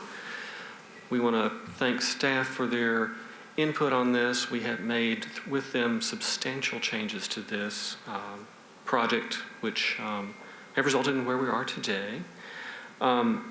We would ask for Commission's consideration of not requiring us to pull the dormers back 2 feet on the front elevation. That's the only thing we have a disagreement with staff on.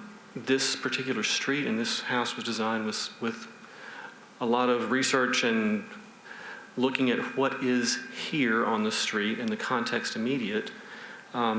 Dormers on this street move forward and backward on the roofs of the houses. Having more and less reveal, if we could go back to the context elevation, that would help.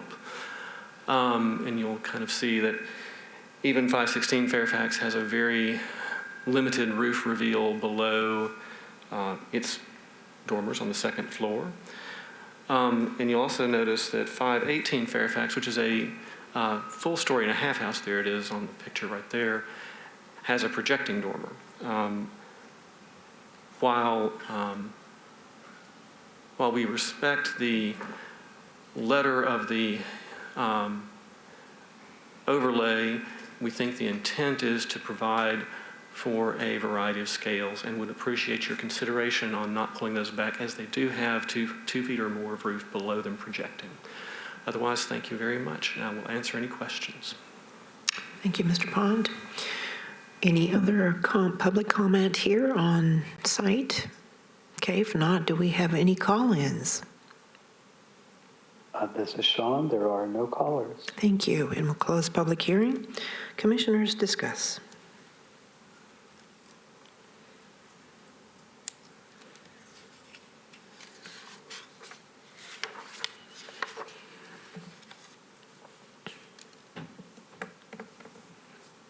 Would it help having a picture on screen of the item in question? Thank you. So this is a rear dormer, correct? Front. Oh, I'm sorry. I'm looking at the side elevation. Okay, sorry.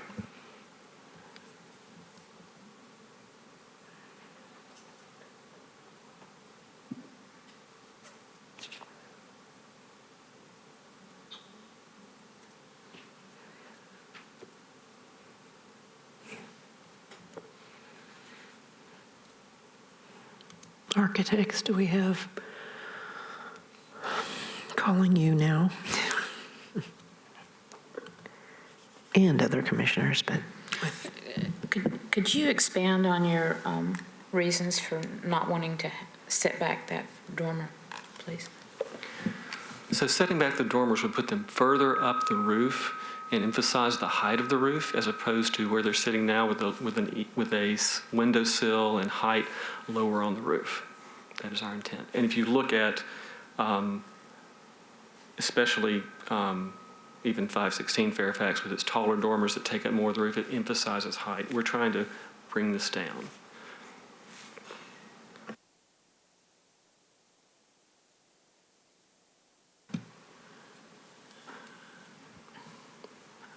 I'll start.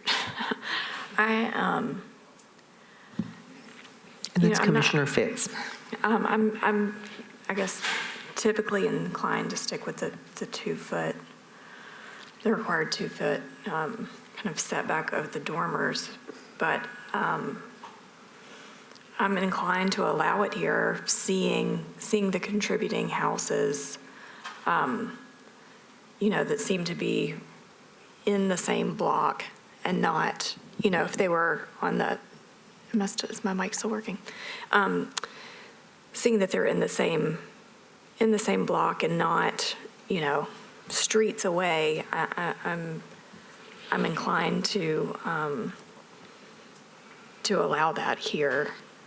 And then just a quick side comment. I just wanted to say how helpful the street elevations are. I feel like you do those for most of your presentations. I'm sure you use them as a design tool, but they are so helpful for us contextually to see the street, and they're just a great tool for us when we're reviewing your projects. Thank you, Commissioner. Thank you, Madam Chair. I have a question to the staff.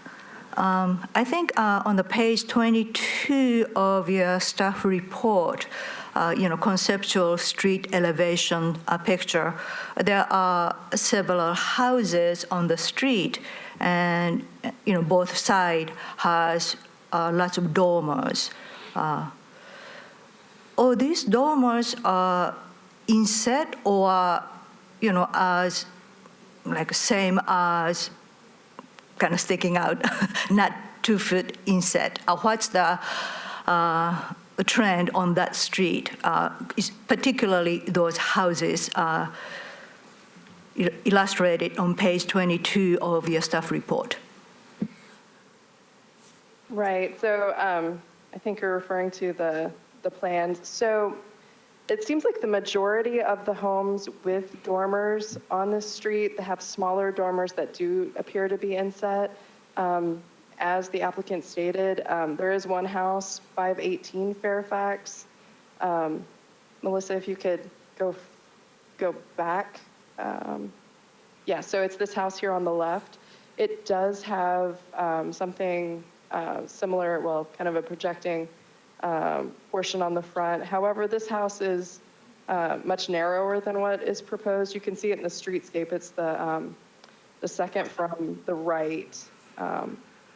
And then, of course, the proposed house is in bold. So given that, as well as the design guidelines clearly stating that dormers should inset 2 feet from the wall below, that was the basis of the staff recommendation for this part of the project.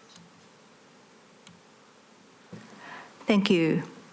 I was kind of reading through the staff report, and typically dormer was required 2-foot setback, so I was not really preparing myself for not inset. But looking at this house is rather larger, and so I am kind of inclined to staff recommendation to go with, inset of the 2-foot. And I'd be interested here other commissioners' opinion. Thank you, Commissioner.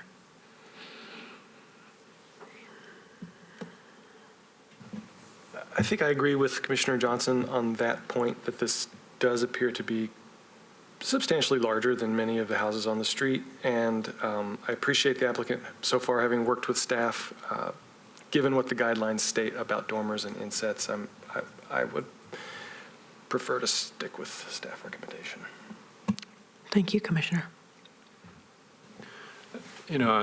We get this request a lot to not have a 2-foot setback, and it is difficult to justify that.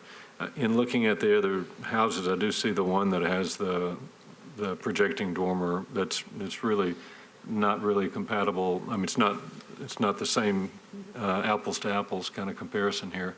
I do wonder, though, with the applicant's comment that if you move these dormers up, if they wind up with a less agreeable appearance on the front of that house, now they're fairly balanced. If you keep the tops at the same but move the bottom up, if the ceiling and windows are the same height, then it will really make those foreshortened quite a bit. And so I'm a little torn. It'd be interesting to see what this would look like with dormers set back and that much more roof at the bottom and the shorter dormers. But so I'm a little conflicted about which way to go on these. It's hard to make that exception, but by the same token, I'd hate to see little squat dormers on this, well-proportioned home. Thank you, Commissioner.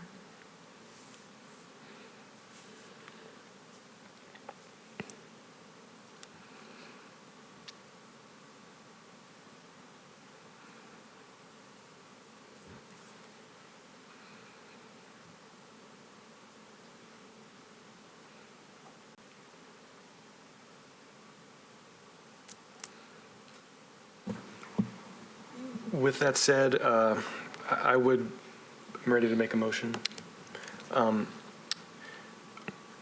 With respect to 512 Fairfax Avenue, I move to approve with staff recommendation and encourage the applicant to continue working with staff on an acceptable design for the dormers that do set 2 feet. Okay, Commissioner Price has made a motion. Is there a second? I second. Okay, Dr. Williams has made a second. All in favor of the motion? Okay. Any opposed? Okay, I do not see a hand or hear, so the motion passes. Thank you, Commissioners. Thank you, Mr. Pond. Okay, we are moving on to 3000 Granny White Pike, Sunnyside, and Sevier Park. And I would like to, as chair, make a comment on behalf of Metro Historic Commission and also Metro Historic Zoning Commission. These renovations, or this project, has been on Metro Council's budget for several years.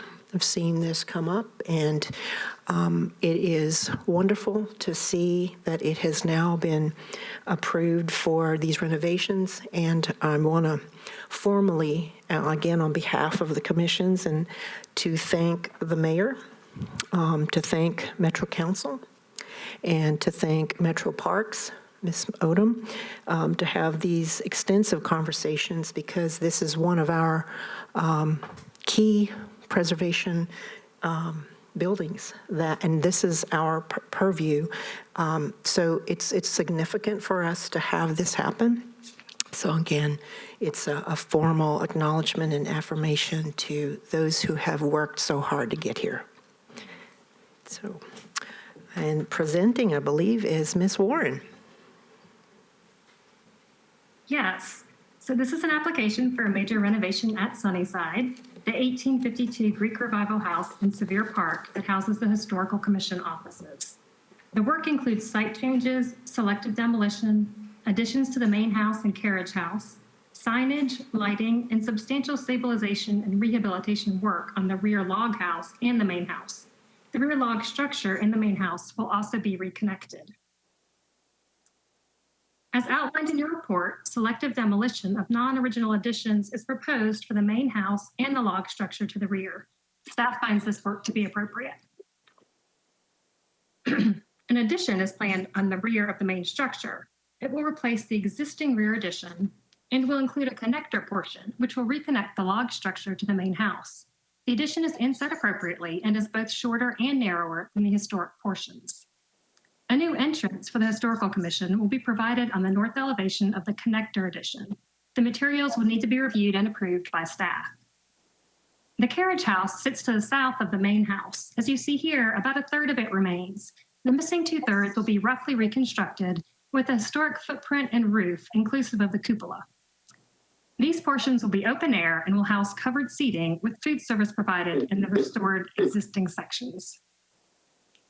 A storage building on site will be renovated to house restrooms. The windows on this elevation will be converted to doors. Staff finds that the changes to the carriage house and the storage building will not dramatically alter the character of the site and will allow these structures to be rehabilitated for a practical use rather than continue to deteriorate.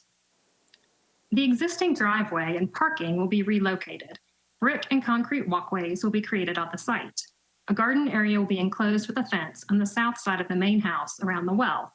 These materials should be reviewed by staff.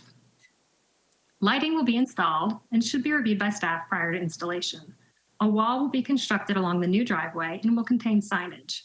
Staff finds the wall and signage to both be appropriate and meet the intent of the design guidelines. In conclusion, staff recommends approval of the project with the condition that staff review and approve materials as seen here. The applicant for this project is Metro Parks, and we do not have a representative with us today. Thank you, Ms. Warren. There are extensive groups who have looked at this project, so there's architects and engineers and landscape people also, so yes, there's lots of eyes on this project. Commissioners? Oh, do we have to have a public hearing open as well? Okay, let me backtrack there. Anyone want to comment? Okay, anyone on the line? Paul and Sean.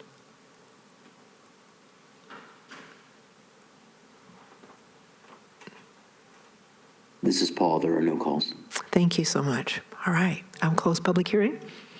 And Madam Chairman, this is so exciting to see this project finally come to fruition and to come to this stage. It's an exciting plan that will add to the already, pristine setting of that of the Sevier Park, and this a great addition to and statement for what Historic Commission is. And so with that said, I move heartily for approval. thank you, Vice Chair Stewart. Is there a second? I will second enthusiastically. Yes, Commissioner Johnson has second. All in favor, please say yes.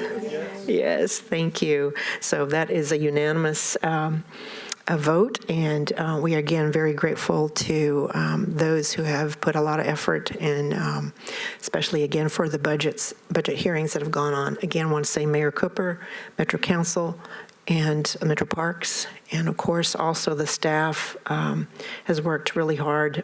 Tim Walker, the director, has really championed this project, and again just cannot say enough words to formally acknowledge. So thank you again. Okay, we'll move on to 1807 Woodland. And we thank you for your patience and for waiting till the very last minute. Please do. Please come forward.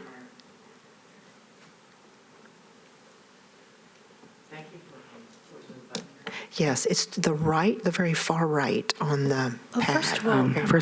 I'm sorry to interrupt you. First, we'll have a presentation from staff. Right. Thank you. It's Paul. Am I up? Hi, Paul. Hi. 1807 Woodland Street, the historic porch roof was altered as part of renovations that were undertaken over the last year. Historically, the porch roof was the shed roof form seen here on the left side. Staff finds that the original roof form was a character-defining feature of the house and that its removal meets Section 3BA for inappropriate demolition. Additions generally are only approved at the rear of buildings, so the new porch roof does not meet Section 2B10 for additions, as it is not compatible in scale with the historic porch roof form. Staff recommends disapproval of the new construction, finding that the project does not meet Sections 210A and B for additions and 3B1 for demolition in the Lachlan Springs design guidelines. Staff recommends that the applicant submit to scale drawings indicating major measurements and materials to replicate the original porch configuration within 60 days of the Commission's decision and to restore the original porch form within an additional 30 days. Thank you, Mr. Hoffman. Okay, applicant. First of all, I really appreciate you allowing us to be reheard in regards to Woodland Street. Mr. Friedman. Give us your name as well. My name is Tara Mears. I'm with We Rock Incorporated here in Nashville, Tennessee. Okay. We are a 100% woman-owned company. Our office is located on Rosa Parks Boulevard. The owner of the 1807 Woodland, Mr. Alan Friedman, is viewing, and he would like to speak at some point. Okay. So the renovation, when we purchased this house, everyone told us that this house needed to be demolished and be taken down. It was in poor condition. And being an East Nashville resident myself for many years, I fell in love with the house and the property. We wanted to do our best to conserve the house and save it in its really just demised condition. We put over almost $250,000 into renovating the house, exposing the original fireplace brick. Even on the front of the house, if you've seen the photos there over the front, the little decorative pieces of wood I took to my own house and sanded and painted over the weekend to make sure they were cleaned and restored myself to have them readjusted to the property. We did contact a structural engineer that we work with often to come out to the property back in June of last year. Because of COVID and the pandemic and after the tornado hit East Nashville, we were under a lot of, learning new processes and how to operate our business. Had we been informed to pull a historical permit, absolutely would have done that. We pulled all of the necessary permits, including, the entire permit. We ended up getting our occupancy from the Metro Codes Department, but we passed over with codes with our re-inspections and inspections over probably 15, I would say, visits from the Metro Codes Department. But our structural engineer, when he came out in June of last year, if you look at your notes there, I emailed these out, he observed that the wall adjacent to the house, if you look at your notes there, had a good amount of moisture content from the existing roof shed structure. So we followed his advice. I mean, I'm not a structural engineer. I was looking to keep the house in as exact form as possible, but also, rehabilitating a property that had been, in other words, forgotten for many years, to try to turn it on, to turn over something to someone else to live on for many years. And he observed the front porch, the shed roof that was originally structured there, to be causing moisture in the structure. And he recommended us to build a gable roof, which is what we did. And that allowed for the proper drainage for water flow. And that's exactly what we did. We didn't change anything else to the structure. Like I said, we exposed internal brick walls that had been covered up, fireplaces. We preserved as much of the rough sawn lumber. I mean, we really tried to keep within the historic of East Nashville. We love East Nashville. That's, we try to do a lot of projects there. We love Nashville. And as a small-owned business, woman-owned business, we're getting taken over by a lot of, larger investors that come in, but Nashville is who we are, and we really try to put our heart into this project. So I really appreciate your time and hearing us. Thank you, Ms. Mears. And so you're saying that there's a Mr. Friedman on the line? Okay. And he is the owner of the house? He is the new owner. He purchased the house. Yes, gotcha. All right. Mr. Friedman, are you on the line, and would you like to speak?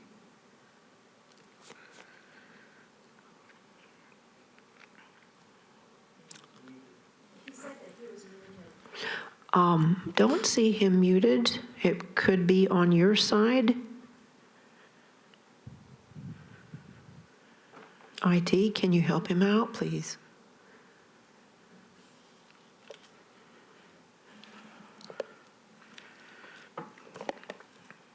Mr. Friedman, we do see you unmuted, so we should be able to hear you.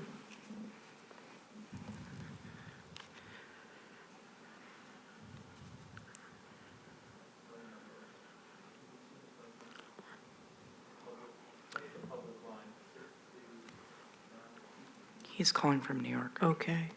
Do you have that number? Would you like me to say it again? All right, 629-255-1911.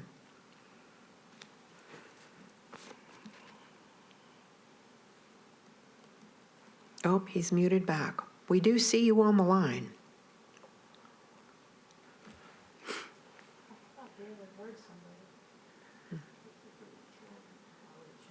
Mm-hmm.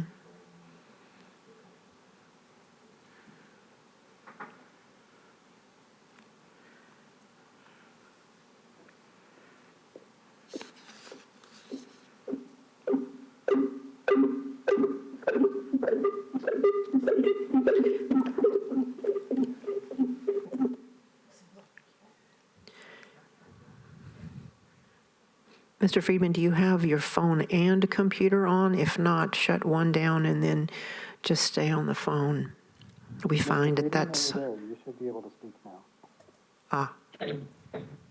Is it working now? Thank you. Yes, Mr. Friedman, we do hear you. Thank you. Thank you very much for hearing me, and I apologize for the technical difficulties. My name is Alan Friedman. My family and I are the new owners of the property at 1807 Woodland. and I just wanted to speak very briefly in support of the application. We bought the house to be as near as we could to my son and daughter-in-law, who live on the same block, who live very nearby, and to be available to take care of our 16-month-old grandson. My daughter-in-law has some disabilities, and they can really use our help from time to time. As the engineer indicated, we are very satisfied with the new pitch of the front porch. We would be very concerned about drainage issues going back to the original or the prior design.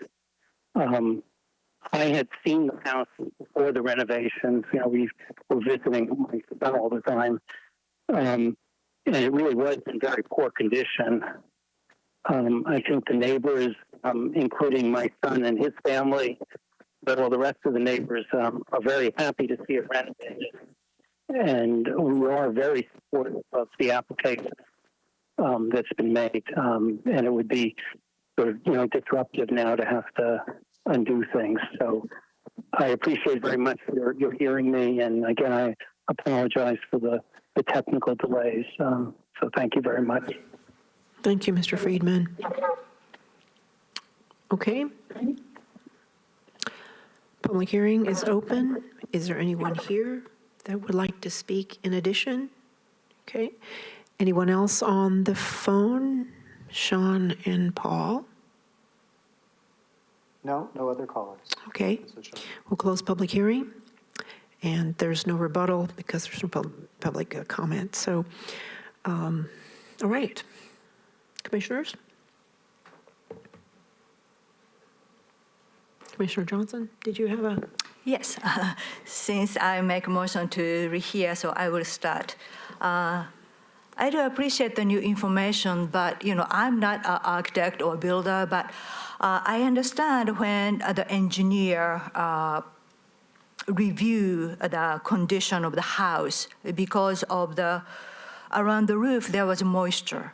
But the way I read the letter, I do not think every single shed roof structure will cause the moisture or water damage, because otherwise every single historic housing in East Nashville will have exact problem. Because I see those front entryway or front porch, majority of the East Nashville house shed roof structure on the porch or front way. So I do not think the design flow of the shed structure, and especially shed structure is the character defining portion of this particular neighborhood. So as much as I do sympathize at the condition to the applicant, I cannot accept that new founding as a reason to violate the historic zoning code. So I am inclined to support staff recommendation. Thank you, Commissioner. For clarification. Vice Chair. In reviewing the material, I thought it was too important to rehear this. However, and I read the structural engineer's report, and I want to applaud the applicant for the work they did to put this house, to save this house and to restore this house. However, as an architect, I've seen tons of houses and buildings, and I've more often seen valleys and roofs be the source of moisture problems rather than a shed roof like that.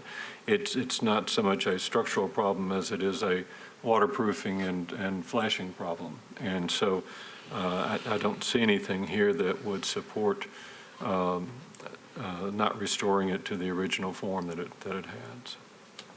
Thank you, Vice Chair Stewart. Anyone else? Ready to make a motion? We have closed public hearing.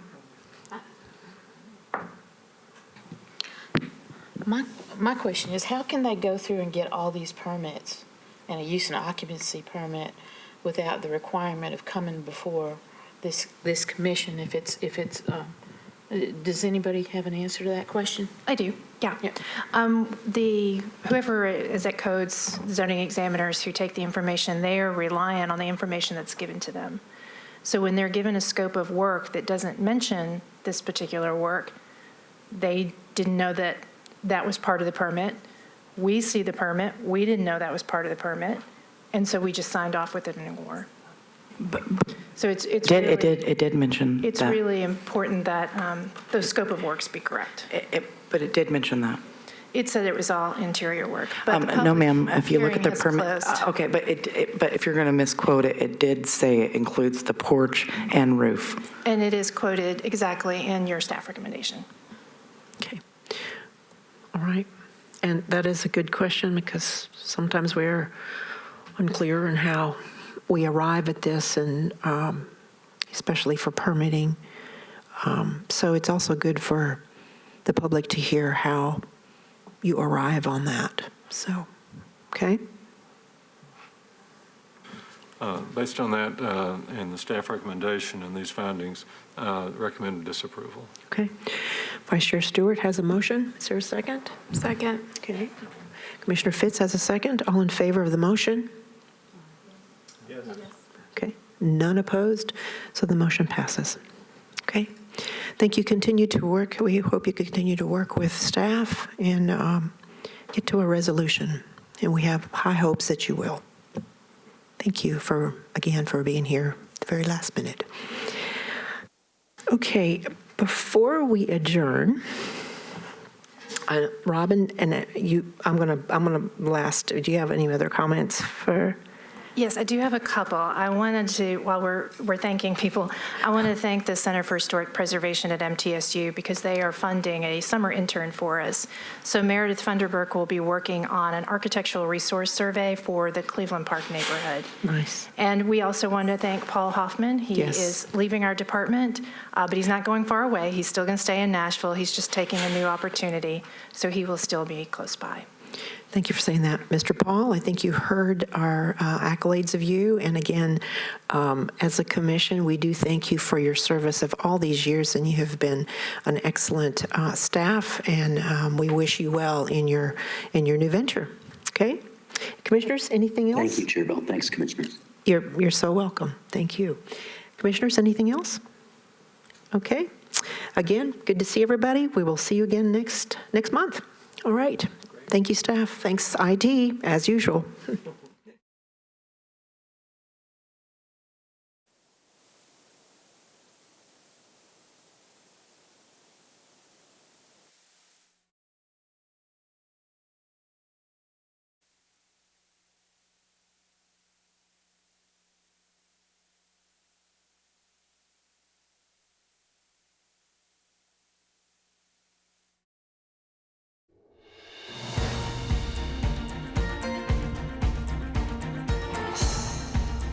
This has been a service of the Metro Nashville Network. If you would like to see this presentation again, or for more information about this and other programs, visit nashville.org.